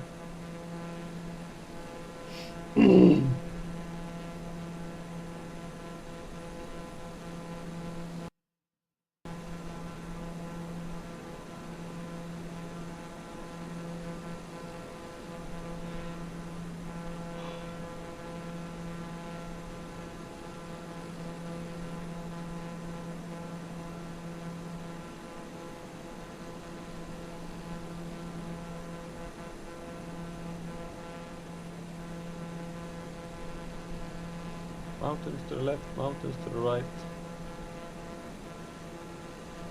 Here I am, stuck in the middle with you.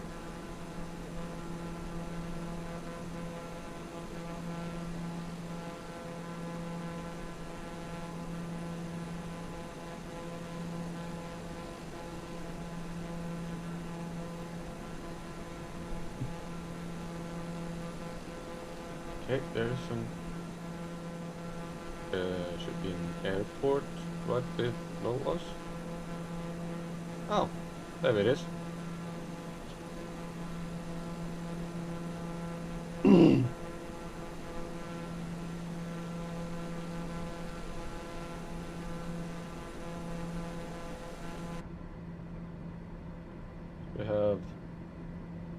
28 nautical miles left, 10,000 feet, which is that I'm a little bit high.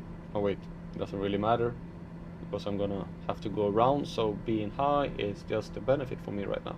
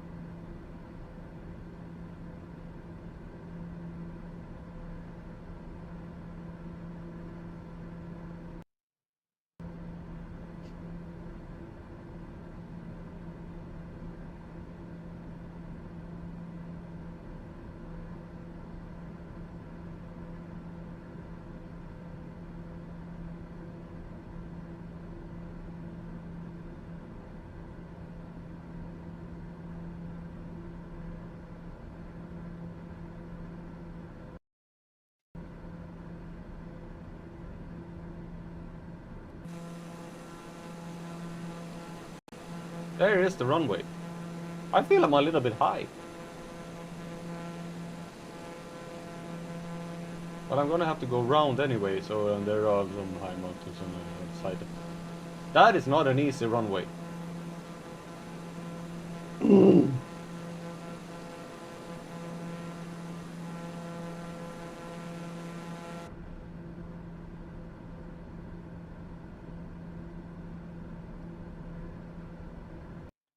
Gonna have to take some maneuvering here.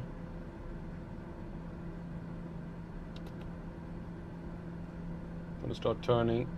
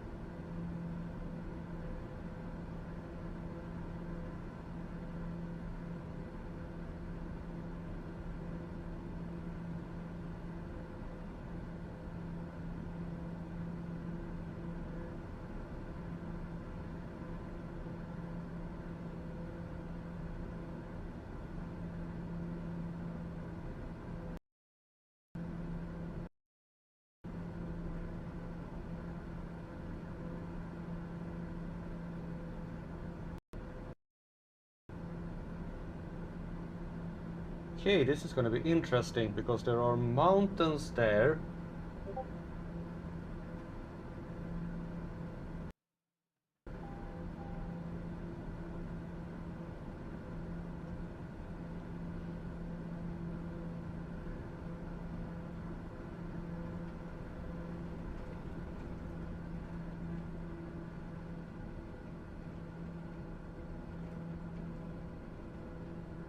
Daughter 15, wind 012 at 4.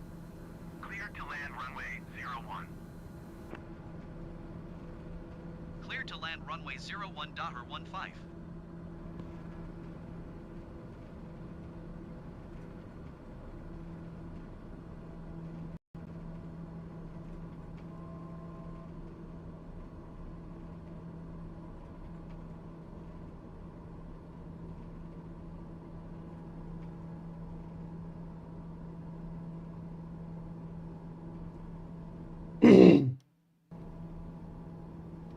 This will be fun landing.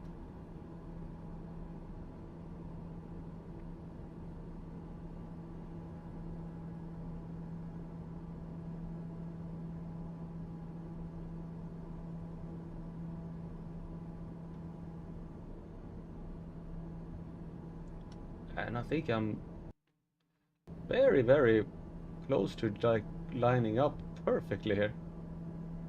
Almost. Okay, gears down. Take manual control.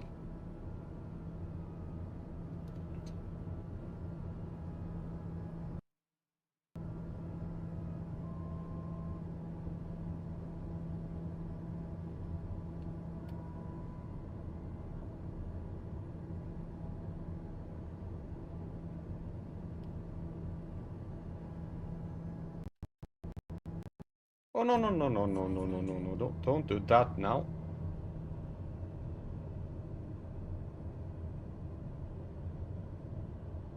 I didn't have much fuel left either, so and I'm a little bit high here. There I'm a little bit low. Oh. And I'm off to the side. Oh, I'm fine.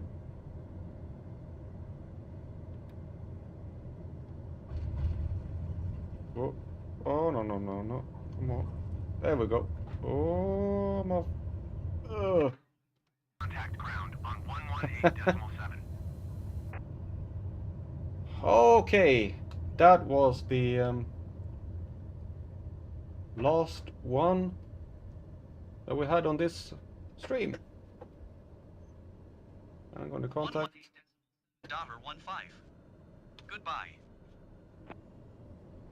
I'm going to contact the ground here. Taxi for parking. Arrows ground. Daughter Tango Sierra 15 taxi to parking. Daughter No, Tango Sierra 15 taxi to general aviation parking via should taxiway be this Alpha. way. Yep.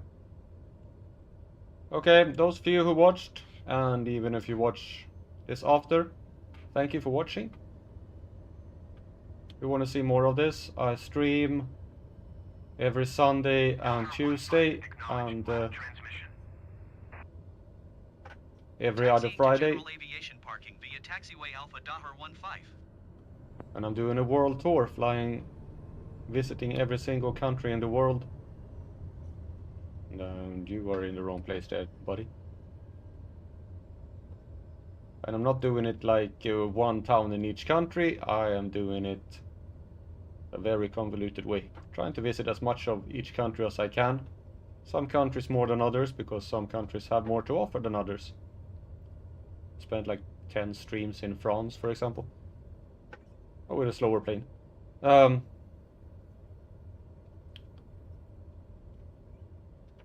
as we park here,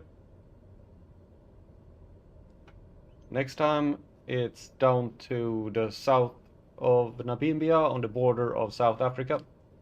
Out to the coast, into the inland, out to the coast, and so on. And after that, we go head into South Africa, following the coast. So thank you for watching, and hope to see you next time.